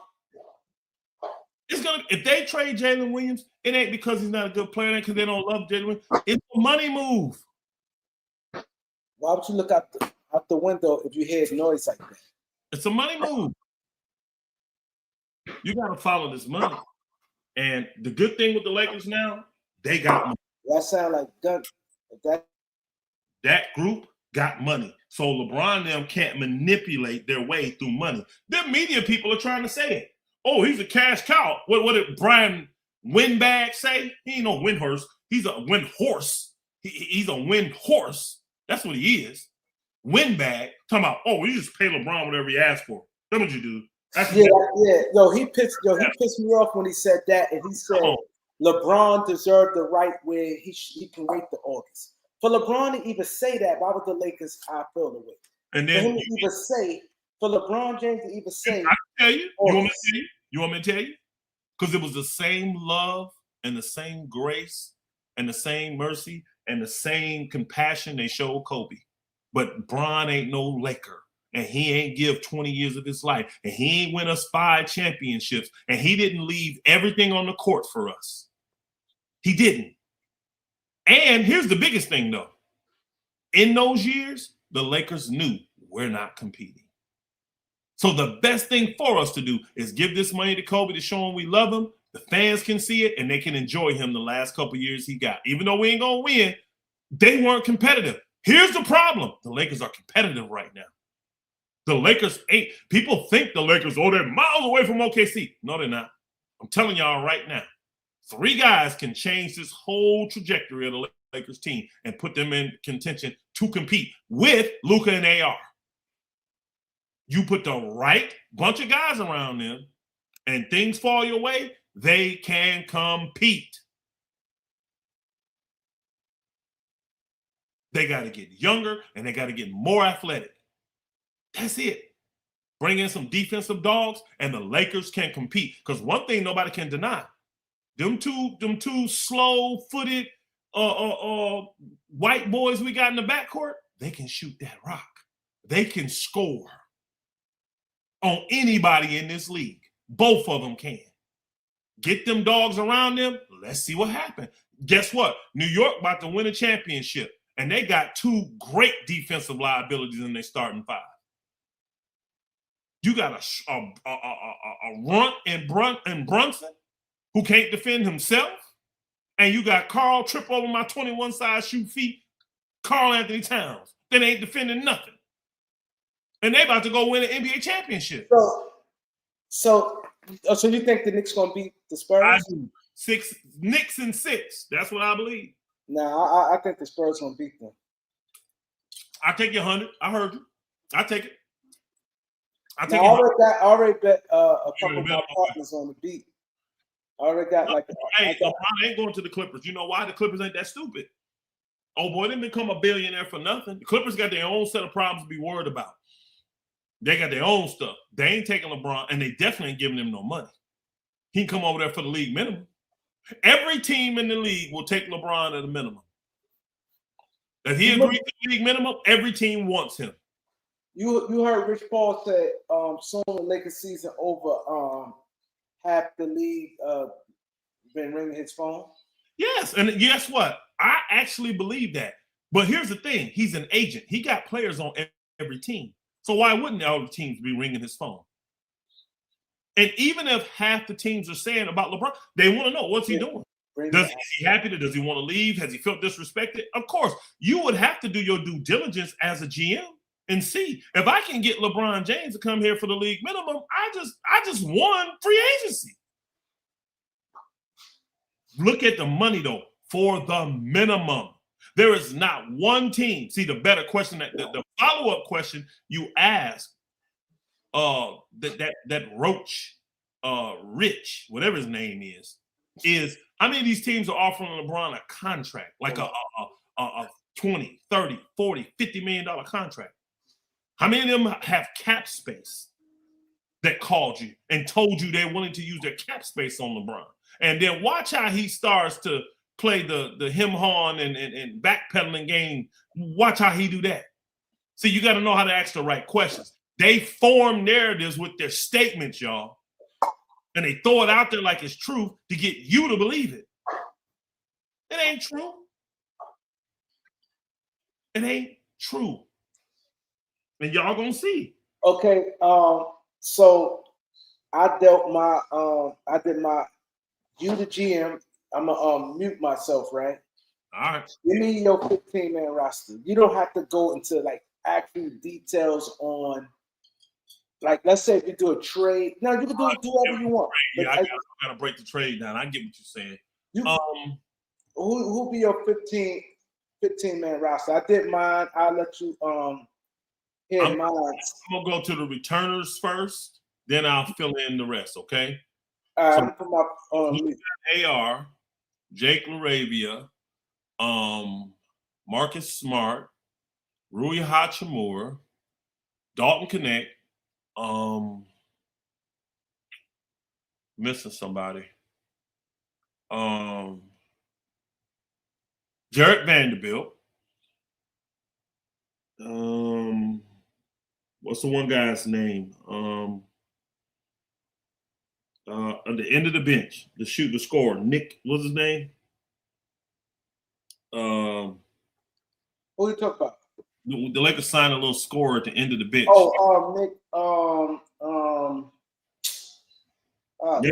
Nick. Nick Smith. Smith. So that's 8. That's 8 guys. Luke Kennard.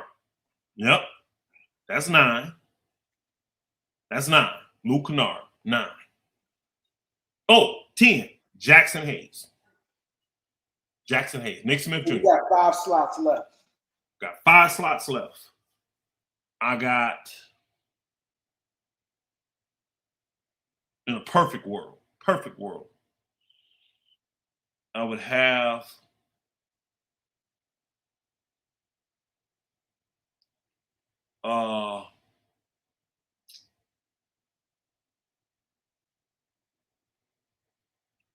the 2 dudes from OKC we talked about earlier. Because they only $20 million together. Yeah, there's only 20 mil. I'm getting them 2 together. They $20 million. Wiggins and Isaiah Joe. Oh, Thero, that's 11. Yeah, Thero's still on the team. But see, some of these dudes are gonna go out and trade, y'all. So I have to. Thero's on the team though, so that's 11. So you got 12, 13 now, right? With those 2 dudes from OKC. Then I'm doing a deal that makes a ton of sense for both teams with because remember, we're gonna get assets from OKC to eat their salary.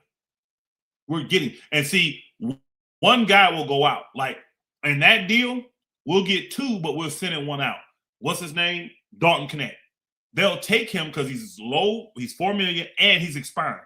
So OKC will take him back, give us a first-round pick or 2, or they're gonna give us assets to eat that money. You have to. There's just a standard in the NBA. If you eat this much money, you get this level of a pick. It's just they don't talk about it, but you know I'm telling the truth, Kareem. No team eats salary and don't get an asset for it. they're going to get some money back. So if we giving 4, they giving 20, the Lakers eating $16 million. That's worth, I want to say 2 first-round picks, but we'll see. But OKC is going to be forced to do a deal like that. And the Lakers is about the only team they can do it with, so they're going to end up doing it. Right? So that's 2 for 1 right there. So that put us at 12. Then I'm doing the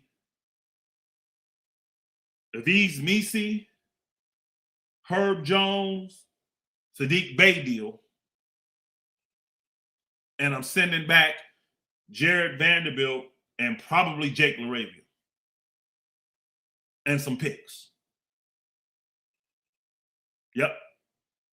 And that's pretty much going to fill out my roster. Because, the Lakers are going to, that gets us, that's 3 for 2. So that puts us at 14, right? And the Lakers like to run 14, not 15, and keep that just in case they're going to get another deal. Ayton, I got Ayton being stupid and opting out. I have Ayton being stupid and opting out of his deal, thinking he's going to get signed by somebody else. Because think about it. He's only making $8-9 million with the Lakers. I do think there's a team out there that would say, well, Ayton, we can fill you in our mid-level exemption, give you 14.9, $15 million. Sign you for a 2-year deal, player option on the second. I believe there'll be a team, Pacers, that'll take a flyer on that. I do. So I don't have Ayton. I have him opting out. So you saying that's your 14th pick? That's my 14th. So basically, what about the first round pick the Lakers got? No, got to get that up to get that first round pick and probably 2 more. I got to get that up to get those guys and what's the name? I got to. Who you traded them for? I didn't hear you say who you traded. I'm trading Jared Vanderbilt and I said the pick. Who the pick going out to who?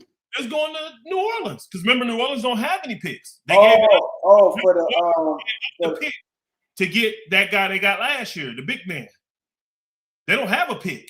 So they're going to get this year's 25th pick, our 30, 31, and our 30, 33. They're going to get those 3 picks. Yeah. So basically, you're not signing no outside people to free agency. Because everybody you said from Oklahoma City is pretty much, well, it's a trade. That's a trade. But yeah.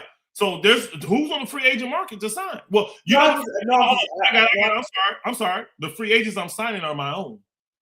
I'm re-signing Marcus Smart. I'm re-signing AR. I'm re-signing Rui Hachimura. I'm signing my own free agents. Oh, okay. I'm getting in free agency. I'm signing my own. Yep. But all of those dudes was commanding first round picks. Herb Jones they said 3, but he really was worth about 2. Now with the not no more. Yeah, he's probably worth 1. And he declined crazy. Like if you look at his, he ain't have that big of a year. Here's the thing though. You do that because the Lakers people say, well, you got no picks. Yeah, we do. We still got 28 to 30. We still got picks. You see what I'm saying? We still got picks. But you do that because all those guys are guys that can fill in and start or come off the bench for you. All of them can. All of them are athletic. All of them are long. All of them are tough-minded.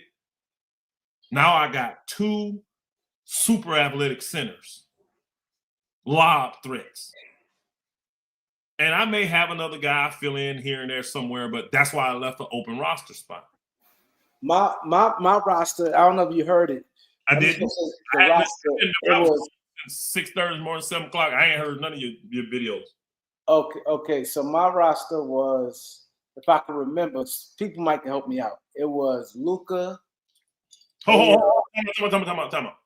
Before you get your roster, let me address something real quick. People say too many picks. You got to understand how it works, y'all. Those 3 guys are worth picks. None of those guys are worth second. All those guys I named from New Orleans are worth a first-round pick. But you got to understand, too, the Lakers are sending back salary in Vanderbilt. And he has multiple years. So you're going to have to give them something to eat Vanderbilt's salary. And that's why you put the 3rd pick in there. That's what justifies it. Go ahead, Kareem. My bad. If I can remember some of it, I can remember most. It was Luka, AR, think I said Andrew Wiggins, Tyra Eason. Damn, who's? I'm trying to think. I know Robert Williams. I don't know if I had him starting, but Robert Williams. Also, I had Jaden Ivory getting him on the cheap because he's a free agent at the guards. Marcus Smart. I had Devontae Green. I had I think Vanderbilt. I had Rui. That's Tia. Abdul Darrow. I'm trying to think what other center I had besides Cam Robert Hayes. I had Jackson Hayes, but I That's- think I had 3 centers. There was Jackson Hayes, somebody else. But I'm trying to think, it's another wing person I had too. Did you have Ayton? Who? DeAndre Ayton. I might have been 8. Yeah, I think I did keep 8. You had Ayton, Williams, and Hayes at your center. Yeah, and I think the power forward was Rui. It was Rui and Tyra Eason. I had Andrew Wiggins. Mm-hmm. I had Austin Reeves, Luca. I had Jaden Ivory, Marcus Smart, Devontae Green. I had, and who the fuck? I know I had Abdul Darrow. Oh, and the rookies. I remember. And the rookies I had. Picks. You were keeping the picks? Yeah, I kept the picks. I had what's the name in the first round? Isaiah Evans with the 25th pick. Yeah. And I said the Lakers buy a second round pick from probably OKC because they're gonna want to sell their picks. The 37th pick, and I said they got Babbitt Miller. He's 6'11", long. That's what I did. Yeah. Now Baba Miller. I'm telling you now, Dre, that ain't how the league look at the stuff.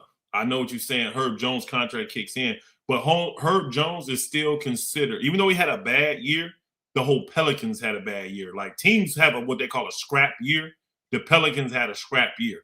Herb Jones is still viewed from the league standpoint, not mine, not yours, from the league, as a positive contract player, even with his new contract coming into play. He's still considered cheap for his age and what he brings to the table with the contract that he has. It's only like $20 million a year. So Herb Jones, you couldn't negotiate saying, well, we keep taking Herb's contract and you give that. No. Vando is a negative contract. He's a negative contract. Herb Jones is still considered a positive contract. Still. So it don't work like that. Go ahead. I agree with Dre. I think I'm not giving up no 3 first-round picks for Sadiq Bey. I'm just telling you. I can't do that. Right now, you probably won't get that deal then. I'm just telling you. I walk away from that deal. That's too much for them. I'm telling you how I don't think it's too much, especially now the way these first-round picks are, and for what the Lakers are trying to do. Where you're drafting in the first round, it's not going to really help you. You're not going to get a guy at 25 that's going to come in and do what Herb Jones do. You're not. He ain't going to come in and do what Herb Jones. And this is a deep draft. This is a super deep draft. But you're never going to get a guy at 25 come right in the league and do what Herb Jones do. He ain't going to do what Sadiq Bey do. People forget Sadiq Bey is a guy that dropped 50 to drop a hat, y'all. Sadiq Bey had a great year last year. And imagine how his year is going to be. People forget him in Detroit. They forget him in Atlanta because of the injuries. Y'all forget him. This man is a baller. This dude can go. And he plays defense too. So you're not getting that deal. New Orleans, because guess what? They can get it from somebody else. Somebody else will pony up those picks because they're going to be like, I'm going to be a good team. Those are 25, 28, 29. That's what you think. I'm not giving you lottery picks. I'm giving you guys at the end of the draft that a lot of times don't even make teams. They stick around for 2-3 years and then they out the league. They're very hit or miss between 25 and 30. Between 25 and 35. That's very hit or miss. Very. So that's what it's going to require to get 3 quality young players. I think Sadiq Bey is the oldest one out of all of them. He's 27. He's 27. Sadiq Bey's 27? Yeah, I think he's only 27. Let me look. I'll double check because I'm right here. I can go double check. He played with who last year? New Orleans. Hold on. Let me double check. Remember, he was a lottery pick too. People forget.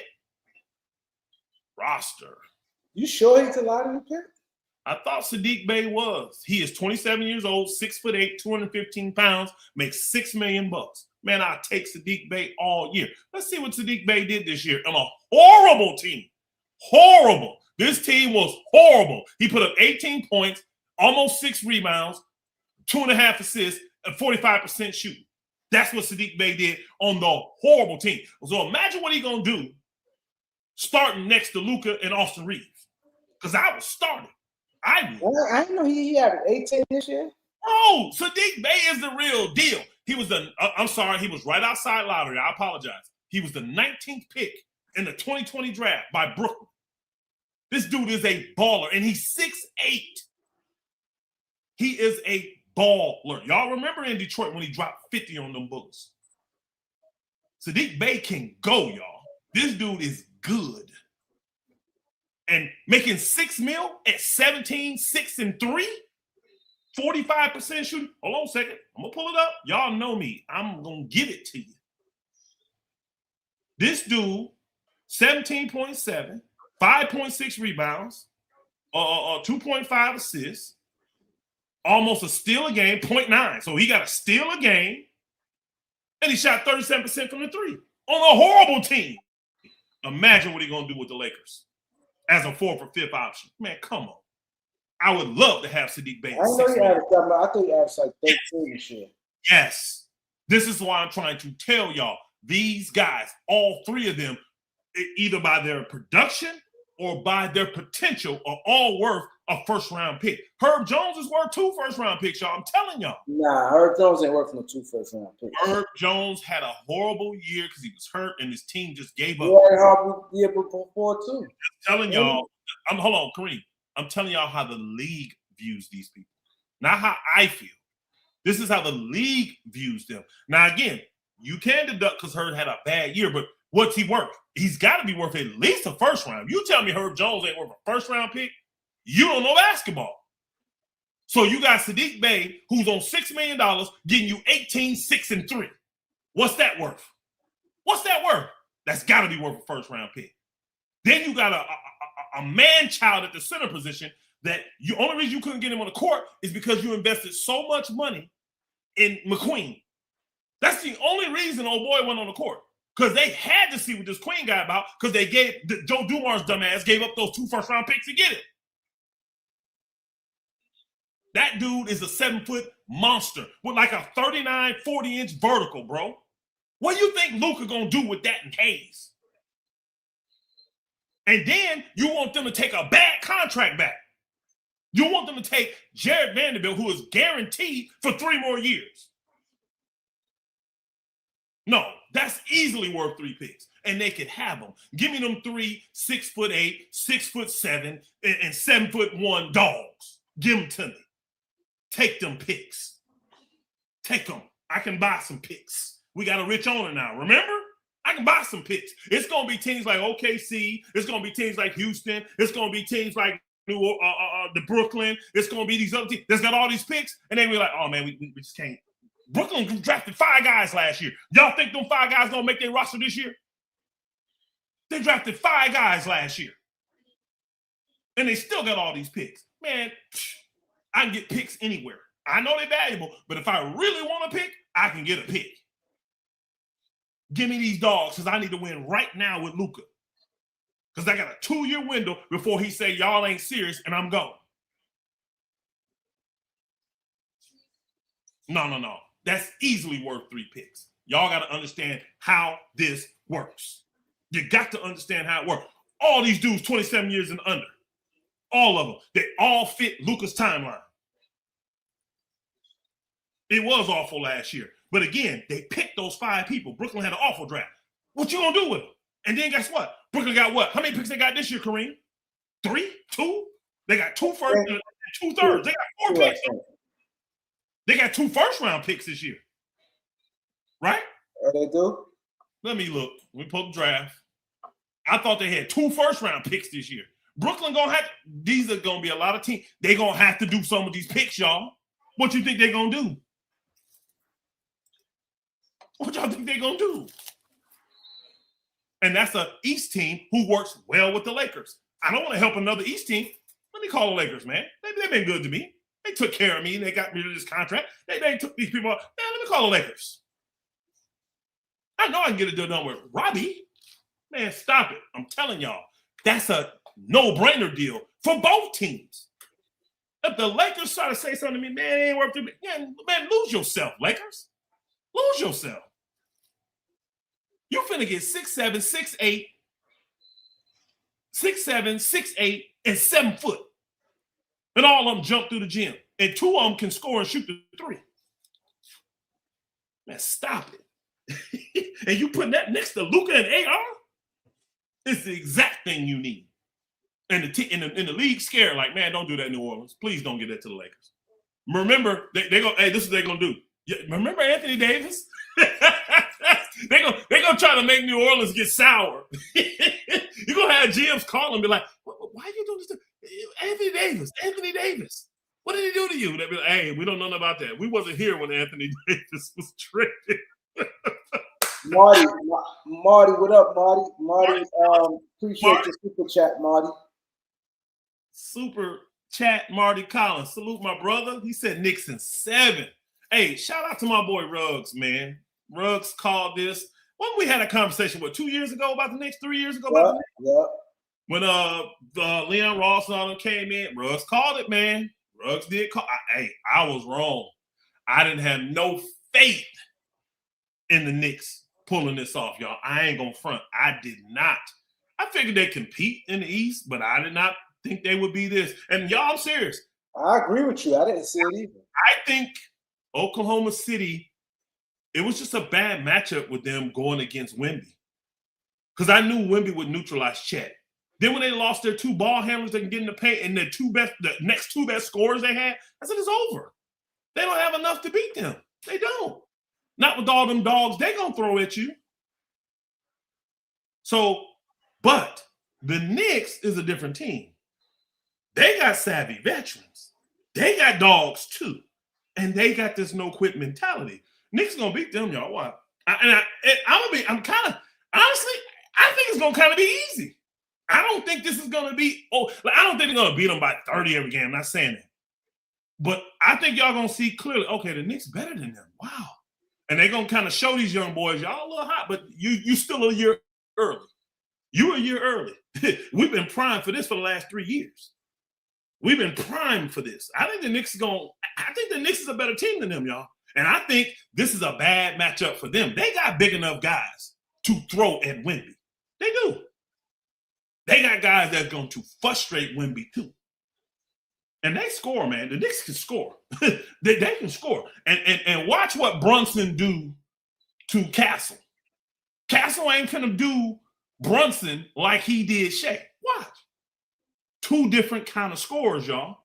2 different kind of scores. Nah, bro. I got the Knicks in 6. I do. I got the Knicks winning this thing, bro. You know me, I never wanted to say that. I keep it a buck, though. The Knicks in 6. That's what I'm calling. Knicks in 6. Nah, hey, Spurs win. Tip my hat to them. Congratulations. I think they're a couple years early. Oh, ain't no question here. Yeah, but I mean, hey, the Knicks, y'all see how they've been beating these teams, y'all? Y'all see how they've been beating these teams in the East? Knicks rolling, bro. The Knicks is rolling right now. I mean, they got everybody. So basically, do your roster. So you got 14 guys. So do your rotation. Well, my rotation would definitely be Luka Doncic, Austin Reeves. I'm gonna probably have Rui at the 4. And I'm telling y'all, I probably, just because of namesake, I'm gonna start Herb Jones at the 3. Defense can shoot. I'm gonna start Herb Jones. But I would be very tempted to bring Herb Jones off the bench and start Sadiq Bey. But the problem with that is Herb making 20, Sadiq making 6. That's your problem.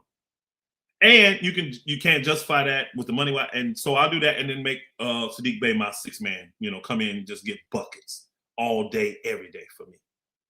And then I'm probably starting the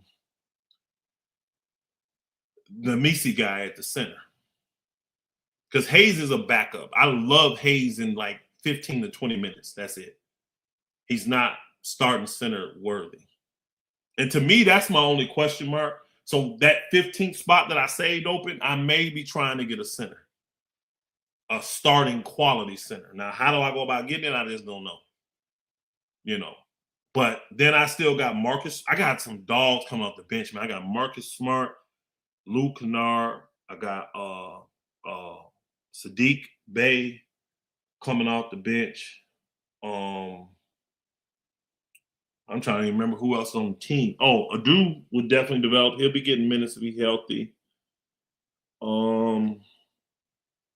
Nick Smith would still be like, he's my 14th guy, y'all. Even though he's a scorer, he's still my 14th guy. I'm forgetting. Who's the other trade with? Oh, I got Joe and I got Wiggins. Dude, yeah. I did the Oklahoma City deal. Yeah, I got Joe and Wiggins coming on my bench. Ooh. And they right there. So Joe, Wiggins, Bey. Them the first ones getting like Luke Kennard way down now, y'all. He probably the 11th, 12th man on this team. Only people behind Luke Kennard is Adu and Smith. Luke down there, y'all. But I like to have Luke though, because I can use him as a ball handler in an emergency. You see what I'm saying? I can use him as a ball handler in an emergency. I sure can. But yeah, I think that's the whole team right there, ain't it? Is that the whole team, Kareem? No, Bronny's gone with his dad. Bronny's gone with his dad. He's nowhere around. We ain't got no remnants of James, nothing. No remnants. He gone. I agree. We would. Bronny was not on my team either. His daddy gonna want to control it. Hey, wherever y'all want him to go, they can have him. Man, we don't need nothing in return. Take him. We don't need nothing at all. I agree.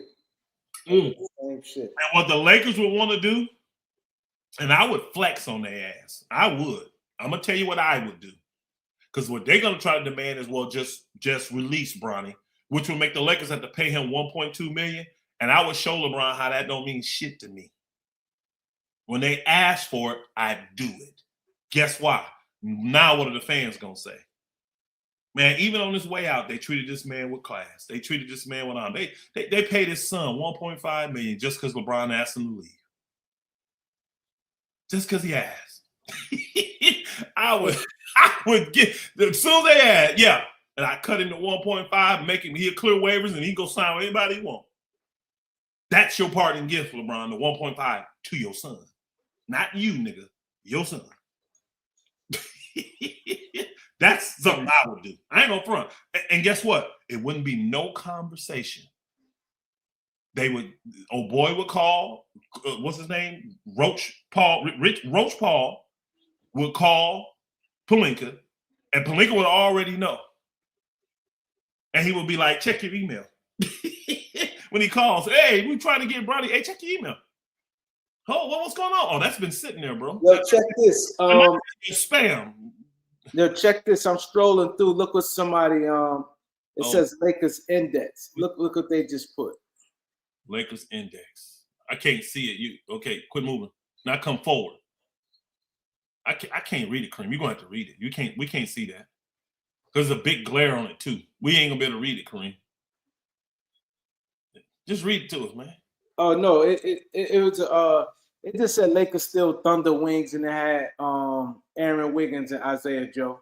The Thunder they're gonna hate to do that, but they're gonna almost be forced to do that deal unless they can get the Bulls, or then you're not doing your players no favor. You know what I mean? Like now you taking the risk of bad blood. These guys won a chip last year and was close this year. They don't want to go play for no bottom feeding teams. They don't. They want to win. So if their option is Brooklyn, Chicago, or the Lakers, where do you think these guys gonna want to go? Man, send me to LA, man. You're not going to keep me on the team. I've been loyal. I did everything you asked me to do. I took a reserve role. I did this, I did. And now you're going to send me to freaking purgatory? You're going to send me to cold-ass Brooklyn? Man, just release me. Do better. I mean, don't do me like that. So, no. And that's the last thing. Okay. Cold. Brooklyn cold? What are you talking about? Brooklyn has winners. What are you talking about? Yeah, winners, but Brooklyn is dope, though. Brooklyn is cold as shit. It's snow all the time there. It's got 3 months of winter in Brooklyn, 4 months of winter. Nobody wants to live in that when you're a millionaire. That's cool for you. You grew up in that. Nobody wants to live there, bro.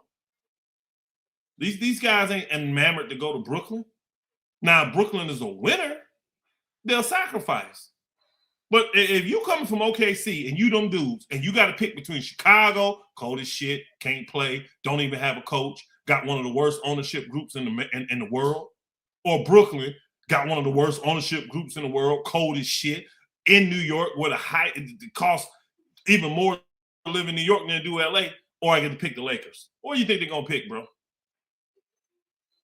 I think 99 out of – the only people don't pick LA is people that hate the Lakers.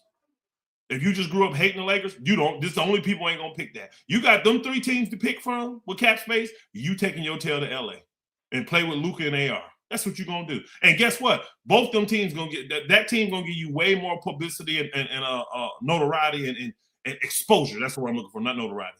No, you definitely more exposure for the Lakers and the other 2 teams. He said, "Kareem, stop believing Trevor." What happened with Trevor? Trevor, people forget them guys is paid by the Lakers, man. You want to act like they're independent. They're not. Them dudes are paid by the Lakers. So they try to throw in little stuff to make it seem like they're just hey, we're giving a unbiased opinion. No, you're not. You're not. And they're gonna feed into the LeBron BS as well. I see it. That Trevor and them don't fool me at all. I don't dislike them. I don't. I understand what they're paid to do. But they feeding into the BS. Trevor Lane and Alice Lever, all them dudes, this Laker dudes, they feed into the BS. That's getting paid by the Lakers. They still get paid through the Lakers. I don't care if it's coming a check from this person. They still getting paid by the Lakers, and they're not going to go up there and totally badmouth the Lakers. They ain't finna do it. They ain't finna do it. The Lakers, they see what Caruso's doing right now, and they know Austin Reeves is a better player than Caruso. They know this. They ain't going to make that same mistake. He don't have more impact than Caruso. Well, he hasn't. Caruso is a way more impact. He hasn't yet. You notice I didn't disagree. I said he hasn't yet. He hasn't yet. He's been in this triangle with LeBron for a while. Let's see what he does without LeBron. Let's see. Here's the thing, though. At the time they let Caruso go, he had made a great impact on winning that championship, right? And the Lakers made a mistake. We all agree. They made a major mistake. But who made that? Not this current group. It was this clutch. current group would have never let Caruso go. But it was clutch because I know what it was. They kept the clutch client. The darn THT. State. THT. Yeah. They don't want to admit that, though. They had to choose. The cheap Laker owners, that family made them choose. Instead of just paying that little extra, they made them choose. And they chose clutch. And who you think they asked? You don't think they went to LeBron and said, look, man, we really like Caruso. He started playing. And, but we don't have the money to keep them both. We can only keep one. Well, you definitely gonna get the guy that I recommended you draft, that I think has more potential. Yeah, you're gonna keep him. He's younger, more potential, more upside. You're gonna keep him, and the book ain't in the league no more. But it's funny you said that, because a lot of people that you said that the clutch thing with them, because if you notice, Caruso been going at sneak this and LeBron a lot. He sure has been. And so a lot of people been like, yo, some Laker fans I saw. Well, I ain't gonna say Laker fans, probably LeBron fans. They was like Caruso starting to get cocky. He who's he think he is coming at LeBron? Caruso, I'm telling y'all, he is not better than Reeves. He is just an ultimate role player, but he can't do the things that Reeves does at all. He can't, especially offensively. Now, defensively, he's superior. But offensively, he can't do what Reeves do. He can't play the point. He can't run a team. He can't pass like that. He don't score like that. He don't shoot like that. He don't handle the ball like that. He don't draw. He ain't even close to Reeves, bro. This is why Caruso is making what he's making, and Reeves finna surpass him right now. But again, he is the ultimate role player. Caruso is, and he has so far fulfilled his role better than Austin has fulfilled his role. Austin has more responsibility than him, though. And again, I love Caruso. I hope OKC gets stupid and let him go, and the Lakers can get him back. That's what I hope. Because I scrap all that to get Caruso back, even at 31-32 right now. That dude is the type of guy you got to have on your team to win. Josh Hart is the same guy. I remember when the deal went down, I wanted them to trade. I would have let Kuzma go before Hart, y'all. I'm telling you, I would have let Kuzma go in before Hart. Now Kuzma ended up stepping up, doing okay, and helped us win. But I'm telling you, when that AD trade went down, I really wanted Josh Hart to stay. I'm like, if anybody make it, let it be Josh Hart. He got the intangibles. He's that type of dude that get it done like that.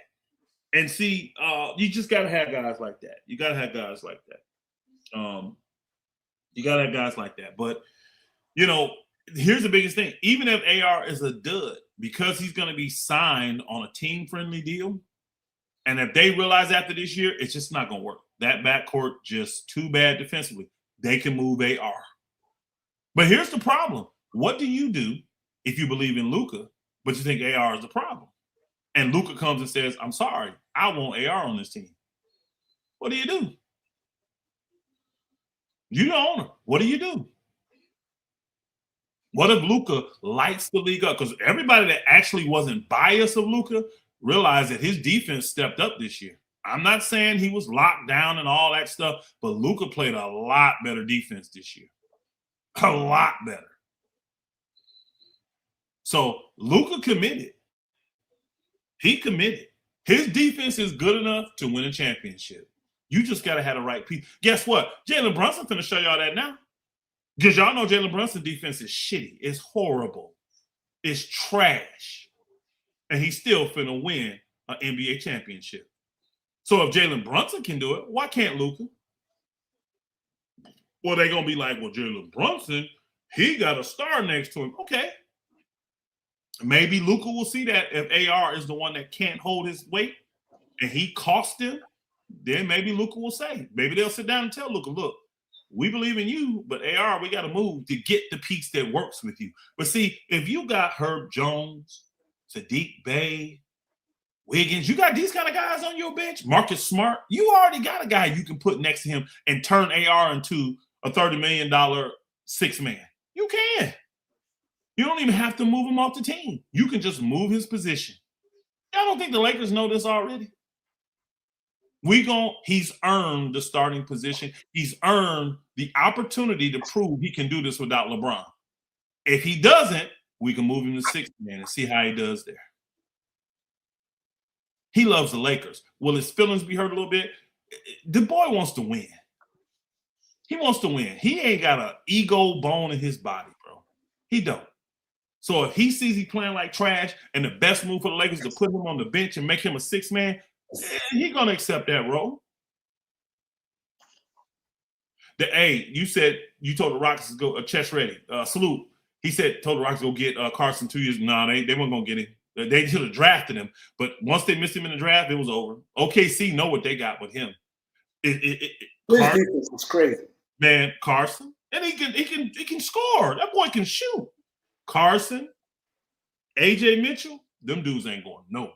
I'm telling y'all right now. I think them dudes ain't. Asad Thompson from I think he the best defender in the league. Wing defender. No, His defense is crazy. no. Asad Thompson. Asard Thompson is good, bro. But I'm gonna tell you right now, if you say Asard Thompson or Stephon Castle, I'm taking Steph Castle. Defense, no, overall player. If you just saying just I'm defense, taking him defensively. You see what that boy did to Shea? I'm taking him defensively. Asad defense is crazy. It is, but so And is he block shots. so is Castles. Well, And see, Castles- Bill, here's the thing. And with him, I can't just Kareem. That's another. We just can't take one side because players got to play both. They have to. So I have to look at it realistically. I just said who the best defender. Okay, That's what I said. I think Castle's defense is right there, if not better. I do. I think it's just as good or better. That's what I think. But let's just go your route and say it's less. If Asar is the best in the league, you would rate him a 99 on 2K, right? No, I'm just saying defense. No, I know. Let's do it the 2K way because that's who gives the rating. I don't have no His idea. defense, if he's the I best. don't know about the 2K. I don't play 2K either. I'm just trying to give us a scenario to put it together. If he's a 99 rating on 2K defensively, what is Castle? 97, 98? His D is that close, if not better, if not the same. I think his defense, it ain't no question it's close. I'm just saying I think Asar on ball, and then he blocks shots. And I don't think he's the best defender because I think Wemby is the best defender in the NBA. No, I said wing defender. Oh, okay. Wemby the best defender in NBA. Okay, he said 95 to 99, easy for Thompson. Okay, no problem. Let's do that. Let's go with that. 90. What was that? Cameron Trammell. All right, 8206. He said easy. He'll give. Man, come on, bro. 88, bro. Are you serious, bro? First you said 95 to 99. Then you said 88. Oh, okay. I'm sorry. Hold on. I'm gonna read it right. He said he would grade him 95 to 99 easy for Thompson. We're going off Thompson being the best in the league because that's what Kareem said. He said Thompson's the best perimeter defender. You probably play 2K, so you probably know the ratings better. I've never played. I never played I'm talking to Cameron in the chat. I'm looking at what he's putting. He's saying that Thompson would be a 95 to 99, but Castle will be an 88. And I don't agree with that. I don't think Castle will be an 88, especially after this playoffs. What he did to the MVP. He would definitely not be no 88. Castle's a pit bull. That dude, bro. So let's do it realistically. Let's just say Thompson is the best perimeter defender and he gets a 98 rating on 2K. I think Castle would be a 95, 94, right? That's fair. That's fair. I think that's fair. Now, offensively, because we play two sides of the ball. Oh, now offensively, I'm taking Castle. Like Castle would be a 90 offensively, probably. What would Asar be? Asar not score at all. I mean, he scored. Hey, I think Asar. Hold on. He might have outscored Castle this year. Hold on. No, he didn't. No, he hold didn't. on, Kareem. Hold on, Kareem. I'm talking about the one from Detroit. The one from Detroit. I'm talking about Detroit. Hold on. Asar can't. You talking about the one in Detroit? Yeah. Oh, his brother a better defender than him, Kareem. What is you talking No, about? but I'm talking about defense. No, the one from Detroit is much better defender than that. No, he's not. His brother in Houston is the best defender. Nah, the one from Detroit. Yo, ask the chat. We're gonna ask them. Yo, people in the chat, who a better defender? Asar from Detroit or Ahmed from Houston? Well, let's feel this. The league thinks the one from Houston is because he's made an all-defensive team and this other one hasn't. Nah, Asar's defense is crazy. Again, the league don't think that because the one in Houston has actually made a first-team all-defense and the other brother hasn't made all-team defense. When? Last year. He was on defensive team last year. Talk about right now. Kareem, stop. Man. Look what he said. Cameron said, Asar, this what he said. That's Cameron. He said Asar made it this year. He said Asar made first team this year. That's ready. Let me go look because I ain't seen it. I ain't looked at the defenses this year. Okay. For all defensive teams. All defensive teams in the NBA. I'm gonna look it up because I can't trust. People say stuff, bro, but it don't mean No, it. you ain't doing nothing wrong. I gotta go look. I gotta verify. I got to verify. Man, this thing getting me every year, too. Okay, this year, you had Victor Wembanyama, Chet Holmgren, Asur Thompson, Rudy Gobert, and Derek White. That was the first team this year. That's what I'm talking about. So Thompson from Detroit. Hold on. But last year, his brother made first team. We talk about this shit, Elder. How many people get better? We ain't like. Okay, they're both all first team. No, he's good. Look, I'm not saying. I'm just saying. I think this is a better wing defender. Okay. What's the name? The one from Houston's a better all-around player. Man. I don't agree with that, but I think You don't think the one from Houston's a better all-around player than the one in Detroit? I don't. I think the one in Houston is the best player. That's what I just said. You can hear me? My bad. I thought you said the one in Detroit's a better player. No, I said the one in Houston, the all-around better player, but I said the one in Detroit is a better defender. Okay. My bad, homie. My bad. No, I agree with you. The one in Houston's a better all-around player. But that's what I was like, hold on, Amen be scoring, bro. That dude. Yeah, but when you said him, I meant compared to Castle. He can score. He can score. Amen Thompson can score. Yeah. I'm on average more than Castle this year. How much he average? 18.3. How much Castle average? Like 14? I'm gonna go. And look, now I understand Castle playing with more talent. You know what I'm saying? I get that, y'all. You don't have to beat my door down. I get it. He's on a better team with more talent. And, boy had to score that this year for the team to even be competitive in Houston. Who we talking about? San Antonio. Let's see what Castle averaged this year. Roster. Stefan.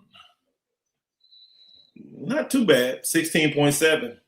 So one average 17, one average 18. You're really a point and a half apart. Yeah. And he shot 47% from the field. Castle did.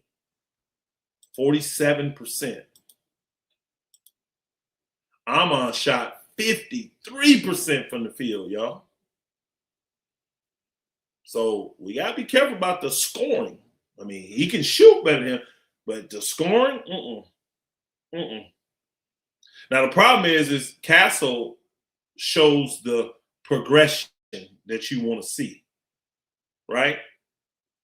Especially in his percentages, because I think he shot like 26, 27% from three, and he jumped it up to 33 this year, 32, 33. You see what I'm saying? I don't think we got that from Amon. Amen. Amon, I don't. 3-point percentage. He went from 14% his first year, 13.8, I'm rounding up, to 27%, down to 21 this year. See, that's not good. That means he really can't shoot, y'all. Because he had more pressure to score this year, and his percentages went down. Now, overall, with his athleticism and all that, his field goal percentage, total field goal percentage, very consistent. 53.6, 55.7, 53.4. He's a 54% shooter from the field. Because the rest of his shots is going to be dunks and layups and little floaters. You see what I'm saying? And he ain't going to shoot many threes. He only averaged 1.5 threes a game this year. Now, Castle, I bet he shot 6 threes a game this year. I bet he shot 5 or 6 a game. Guarantee it. And it went up on a tougher team. So, yeah, Amon is averaging 14 points a game for his career. He went from 9 to 14 to 18. So he went up in points. The field goal percentage stayed the same. The free throw percentage got better.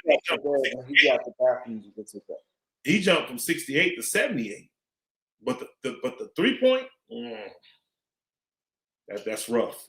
And that's on low percentage. That's on a low amount. So I like Amon Thompson. I think that the what's the name to keep him, they're gonna have to offer him a max deal, or a team is gonna try to steal him. Let me tell you right now, they're gonna try to steal him because you can't that athleticism and you can't teach that, bro. What him and his brother be doing, you can't teach that. You just can't teach that. So they're gonna have to pay that brother with his broke jumper. They're gonna have to pay him though. If not, some team gonna step in and try to steal that dude. Flat out. Flat out. So, man, we've been going 2 hours, Kareem. Yeah, it went by so fast. I like Amen better. Because, see, I think Amen offensively is the playmaker. Like, I don't see that in Asur. He ain't no playmaker. Who, Castle?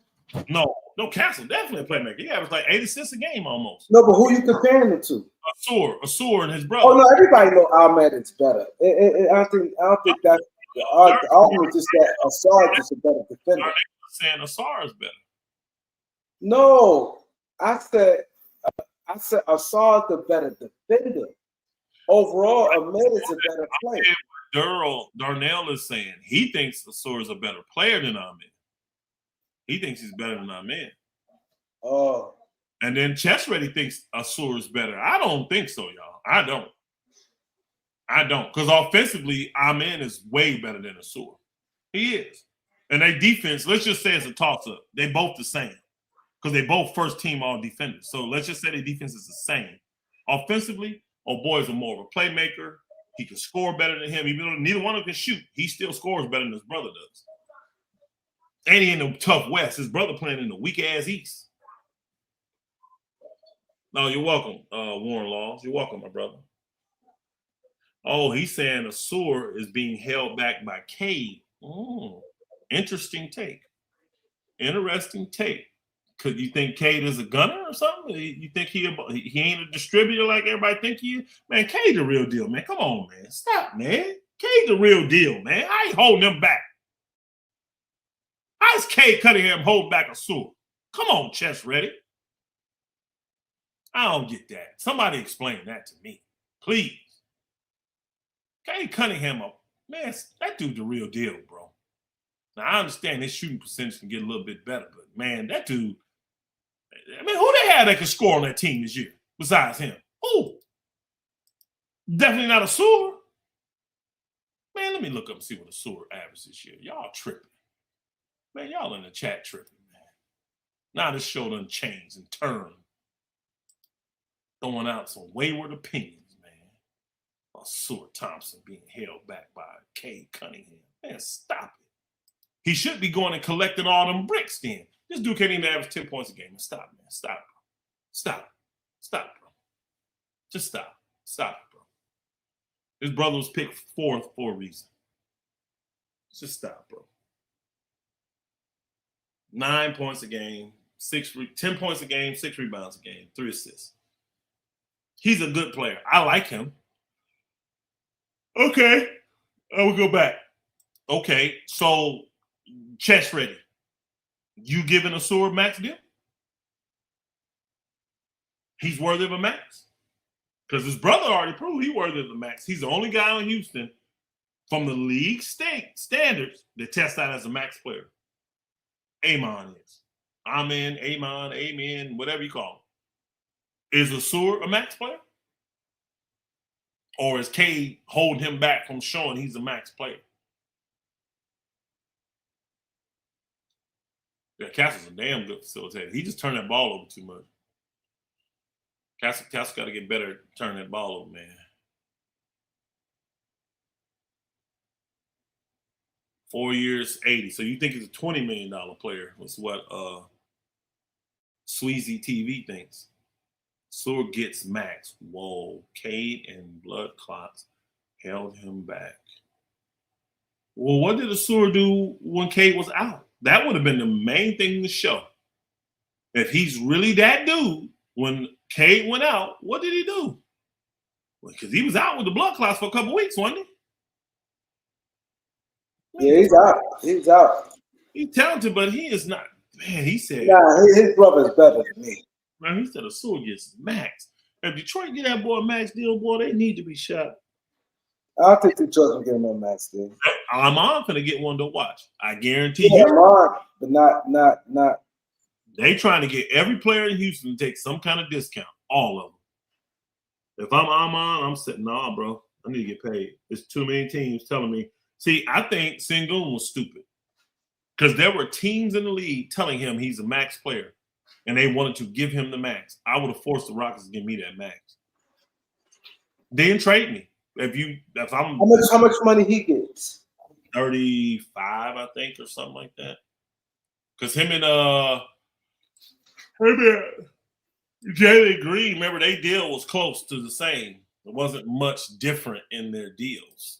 And Jalen Green is making like 33, I think 32, something like that. Let's see. We're talking about who were we just asking about? Oh, Al P. 33.9, so 34 million is what Al P making. Yep, that's what he making.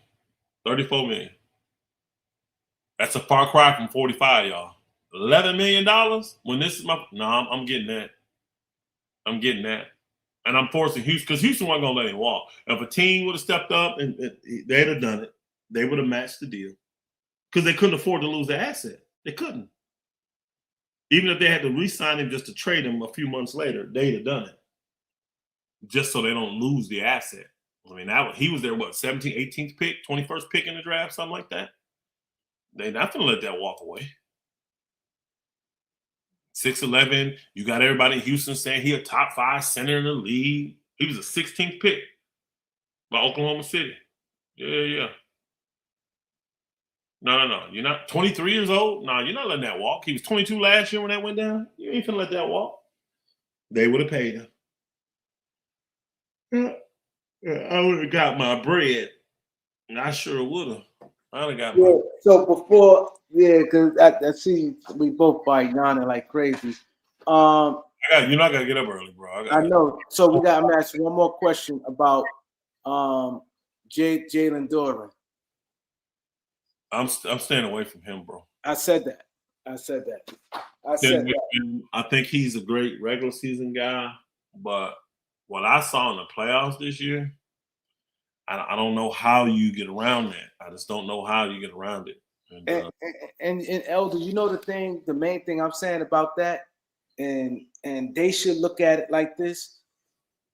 If you look at his game, you can see why he could get up in the regular season and will never play in the playoffs. He has no moves. He can't do anything. When the team says one thing, you playing in Sacramento today, you playing in Indiana, then you go here, and teams, every team go through their own little ups, maybe back to back. So he able to get by. In the playoffs, what is he doing? And the teams can he has no moves. Like he can't get no lobs in the playoffs like that. He don't post up. He can't shoot. So this is going to be a continuous thing. So everything you just said, I said that. I'm staying away from him. Yeah, I'm not doing it because he wants a big payday too, and I'm not going to pay a guy that kind of money that ain't part of leading my team. See, to me, Jalen Williams from J-Dub, he proved I'm worth it. Why? When I got to the biggest stage, when we needed it the most, I put a 40 ball up for you. I literally helped us get over the hump to beat the Pacers. He's proven to me I'm worth it. Chet, I wouldn't have gave that money to because Chet hadn't done nothing to prove it to me. I wouldn't have. I wouldn't have gave that money to Chet. I ain't gonna lie. Chet would have been mad. I would not have given him a max deal.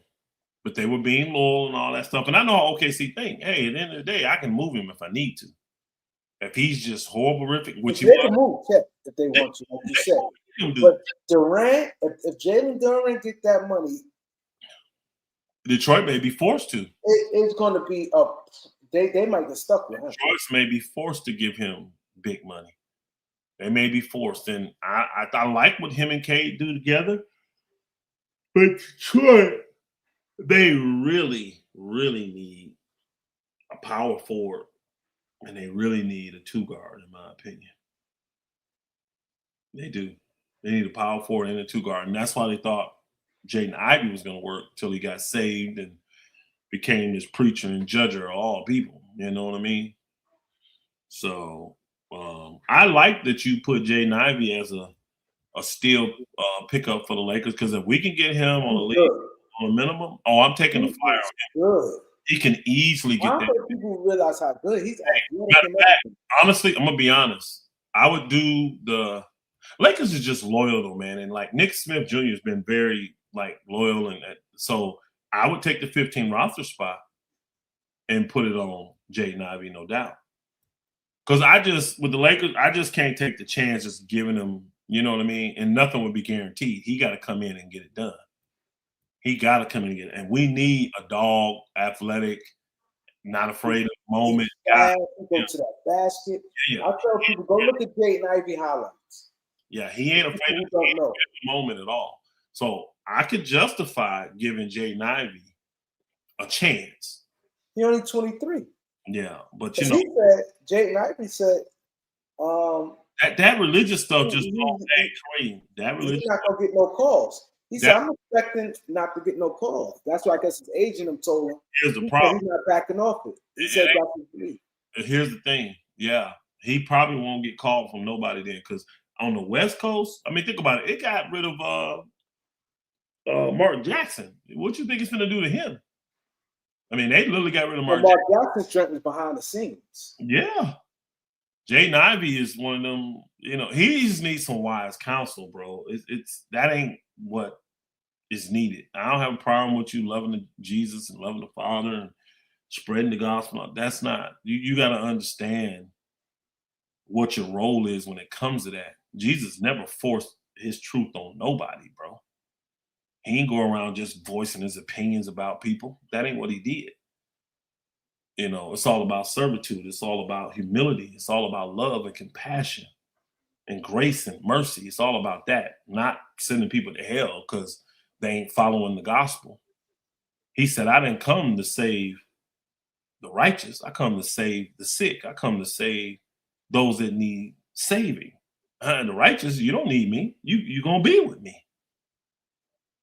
So where's your love and compassion to these folks? You're just burning them all up, putting them in hell. That ain't gonna work, especially on the West Coast, because they so open, free, and you know, bro, your talent ain't that good. I'm gonna just tell you right now. His talent ain't that good where any team is gonna put up with that, especially West Coast teams. They not gonna put up with it. So I don't think he's realistic to sign with the Lakers. I really don't.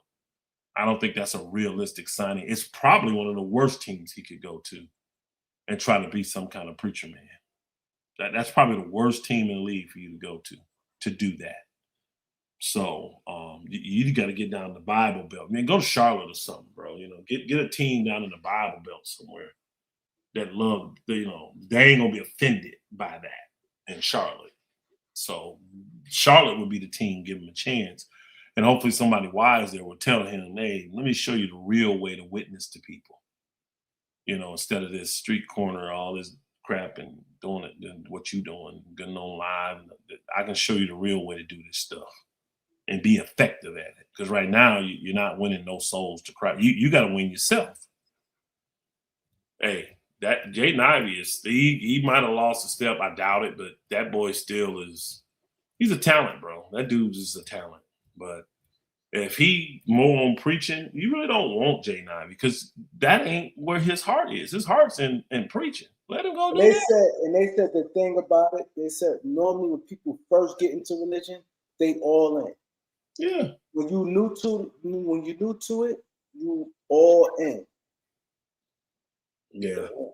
And they say it's different for somebody who's been doing it for years. Yeah. You just learn. You know what I'm saying? You learn. I was always from day one, even in my 20s, turned off from Christians or people that did that. I remember talking to the Father saying, I'll serve you. I will do and go wherever you want me to do and wherever you want me to go. But I'm not going to do that. I'm not going to do that. You know, I'm not. It could be the greatest thing in the world. But what if a person don't want it? Didn't Jesus give you free will? So who am I to take that away and make somebody feel bad because they don't know? That's not. Live the life and believe you me, if you planting or if you watering, Yah will bring the increase. God will bring the increase. And your lifestyle is always going to be your biggest witness. People should be able to peer into your life, see how you deal with people, and see if that's something they want to gravitate to or not. It's that simple, man. The gospel ain't hard. Because love, it never fails. It never fails. Never fails. I commend the young brother for wanting to be better and give his life. I do. He just needs guidance around him to show him how to do that the right way. Do it in love. It don't feel that way when you judging and condemning and shaming people. It don't feel that way, because that ain't what Jesus did. You ain't got no text, no New Testament, no scripture, no gospel saying him doing that, trying to shame.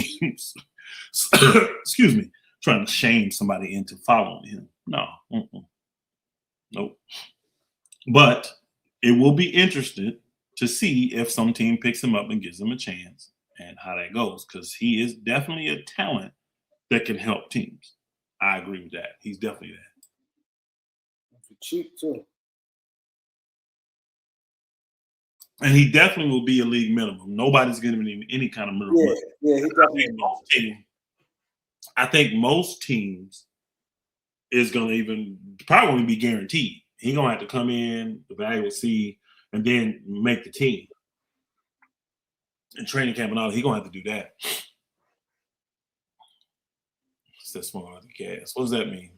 He said, Elder choking off that gas. Gas is smoking. I don't smoke, man. Stop. I don't smoke. Yeah, but so I definitely appreciate. Yeah, hold on. Wesley, he said he had surgery on both legs. Ivy did. I didn't know that. Said what? He said Jaden Ivey had surgery on both his legs. Not this overall, he's saying. Remember, he was healthy. I think he talked about. Remember, he broke his leg last year. Yeah, but I didn't know he broke both.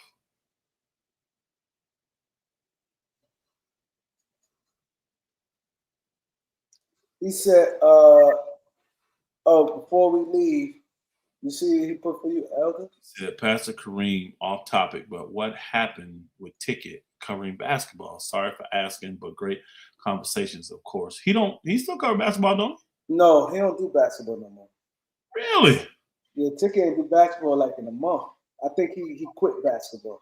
That literally let y'all know how I just been swamped, y'all. I didn't know that. I just found, that's why I want to act that day I spoke to you. I knew it's something I was gonna ask you, because I ain't been seeing him do basketball. I seen him, he do like the music, he do like the news with Donald Trump, and he quit basketball. One thing I can tell you about Ticket, because he's like a YouTube lifer dude, like he's like one of them beginning innovator guys. If y'all really watch Ticket close, Ticket, like, he's always like a step ahead of a lot of people. Like, he knows when a certain thing that pushes the algorithm or a certain thing that's being talked about is old news and it doesn't generate money anymore. And he's going to move to the thing that does. Because again, Ticket has made YouTube a lifestyle for him. You see what I'm saying? He made YouTube a lifestyle. So, he just said Ticket lost a bet to Mookie. He had to give up his channel. Oh, shit. Wow. Oh, well, that's why he ain't. Yeah, if he lost it, you know what? I kind of think I heard that. Like, they had a bet, and then whoever lost couldn't talk basketball no more, or couldn't had to give up their channel. Wow. I wonder what that was. There's something stupid. What's that? Yo, that's. I kind of vaguely remember hearing about that. I do. What bet was it before we? I need people before we log off. Let us know what bet it was. See, though, I thought that bet had something to do with the Clippers, like that situation, which it couldn't have been because that ain't been resolved yet. It ain't resolved yet. Yeah, I think the Clippers is bullshit. I mean, not the Clippers. I think. I'm gonna reach out to Ticket and see what the hell going on. Because I've been out the loop. I've been so busy, and I ain't had time, and I ain't even been had a chance to watch your video. Like, if I don't catch you live while you going like I did the other day, Kareem, it's hard. Yeah. I just, man, by the time I get home, settle, play with the girl a little bit, eat, I'm gone, bro. Because 4 o'clock come real early every day, you know. So and I got travel this week, you know. So it's just I'm busy, bro. I'm just too busy, honestly, to even get in here. It's amazing. I even get to watch some of these games. Honestly, I'm amazed that I've been able to get free to watch, you know, half of these games or like this last game. I watched. I probably watched 5 minutes in the first half, but then I got to watch almost the whole second half. Jonathan Masters, probably. Yeah. Whenever I felt led of the spirit to upload stuff on my channel, I will. I definitely will. I got a few things in the clip right now, but waiting on, you know, clearance to do it. I can tell you this, I'm just busy, man. I got a lot of stuff and work is demanding, service is demanding. People got a lot of desires. Let me not say that right. I'm tired. Let me say this the proper way. People got a lot of needs spiritually. They do. They got a lot of needs, and they just still got to be met. And, it's got to be a labor of love. So, and a lot of that is just always done behind the scenes because it's people's private business, their private life, and anything we can do to get them staying connected or closer to the Father, we gonna do. So, but I ain't gonna lie, this new job kicking my tail too, man. We got a lot going on. It's like, you know, if you ever been like had your own business, and you know how you start off, and then you hit that stride to where your business, everybody wants your product, whatever it is you're selling, whatever it is you're doing, they want it, and you got a lot more demand than you do, and now you got to figure out a way to fulfill those orders and fulfill that demand.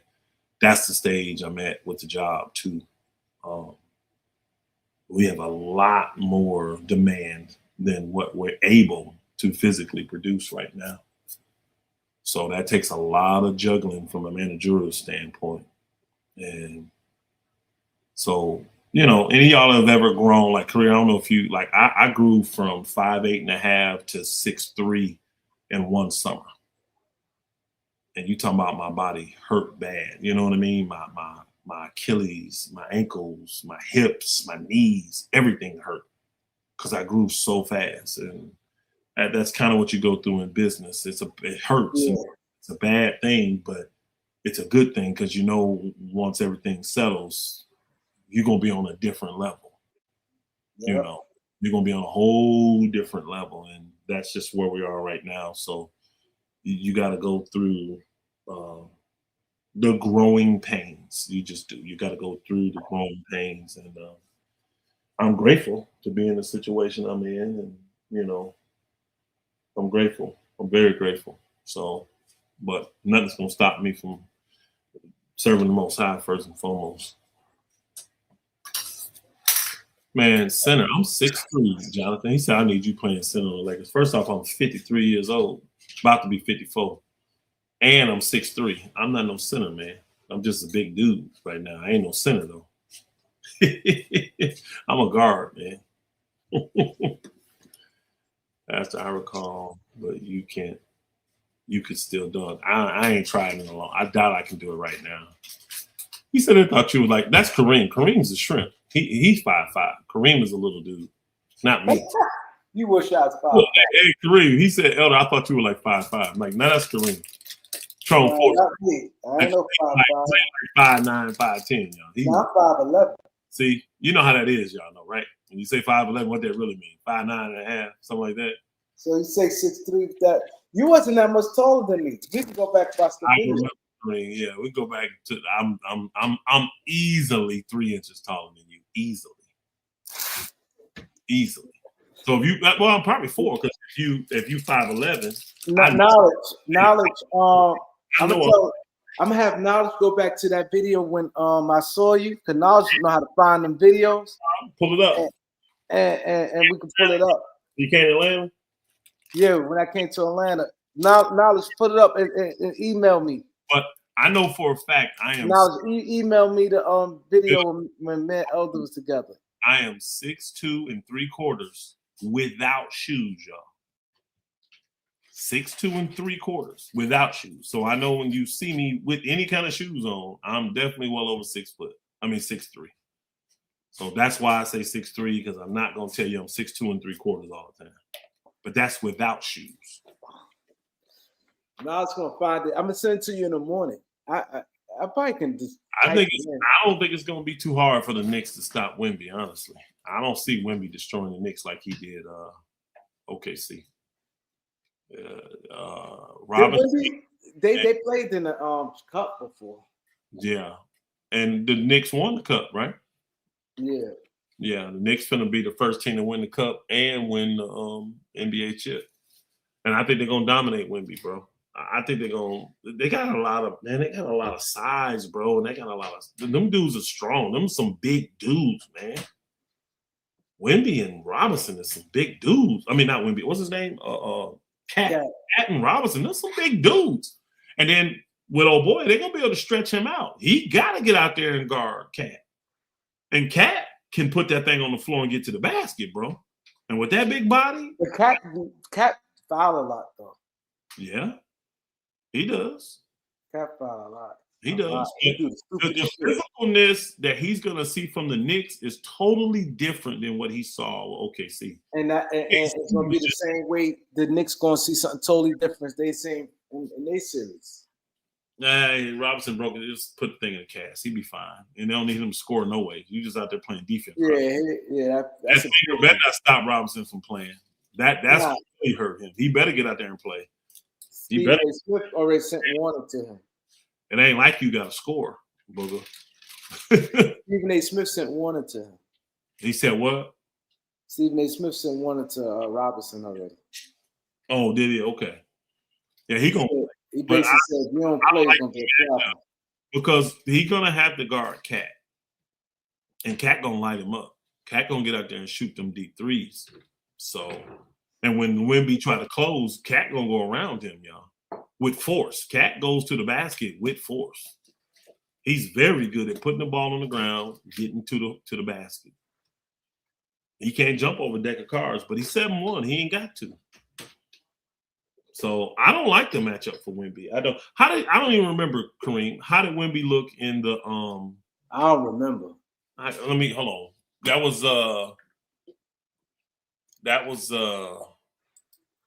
that game don't count. So we probably don't have record. We don't have any.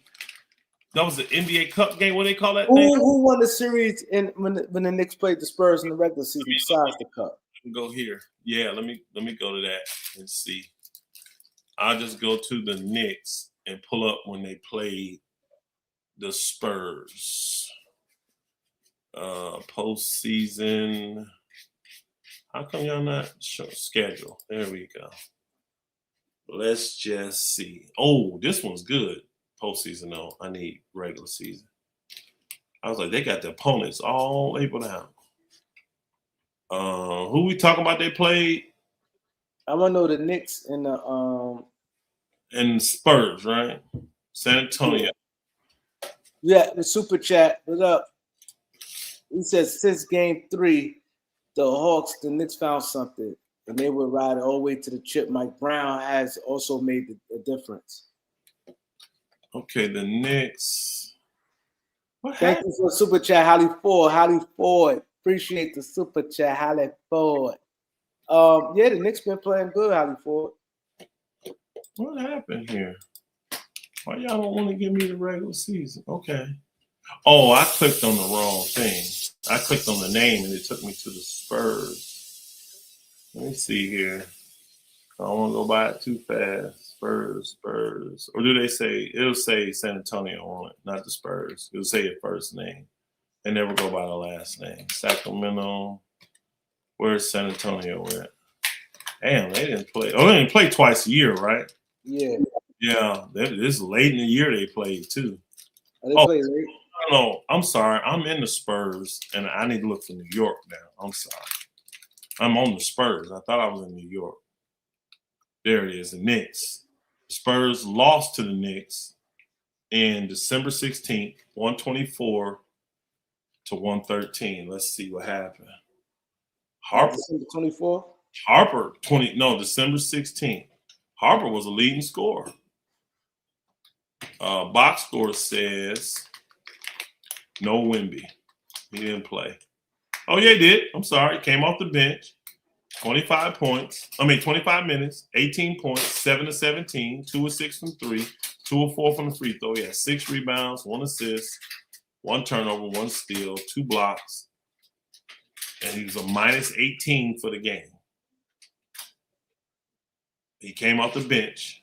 So it must have been after an injury or something like that. Karl Anthony Towns had 16 points. He was 6 of 12, so 50% from the field. 40% from 3, 2 for 5, 2 for 2 from the free throw. He had 11 rebounds, 1 assist, 2 turnovers, 2 steals, and he was a minus 2 for the game. So that was kind of a wash battle. Well, he probably played a little better. Looked like Cards and Towns played a little bit better. But, well, no. Miles Bridges was minus 10. I have to say Cards and Towns was the only one negative for the game. Let me go back now to the schedule. And let's see, that was December 16th they played. Let's see, the next time they played was December 31st. So they got both games in. And that's the game the Spurs won but by 2. It looked like Wemby showed out in that game. Box score. Karl Anthony Towns had 20 points, 5 of 10 from the field, so 50%, 2 of 5 from 3, 40%, 8 of 8 from the free throw line, 100%. 7 rebounds, 4 assists, 3 turnovers, 1 steal. He was minus 15 for the game. So, okay now. Okay. They didn't have a big fella either, though. Wemby dominated. In 24 minutes, he had 31 points. He made 10 out of 12 shots. 2 for 2 from the 3. 9 of 10 from the free throw. 13 rebounds. 1 assist, 3 turnovers is only negative, 1 block, and he was a plus 17 for the game. So Wemby dominated the second game. He dominated that second game. Yes, sir. Yes, ma'am. But San Antonio was down going into the fourth quarter. They were down. They had to outscore the Knicks by 11 in the fourth quarter to win that game by 2. So they were down 9 points going into the fourth quarter. Yeah. Man, let's shut this thing down, Kareem. Yeah, so I appreciate everybody coming through. Appreciate that. Talk to you guys tomorrow. Salute, everybody. Appreciate y'all. Salute. Appreciate it.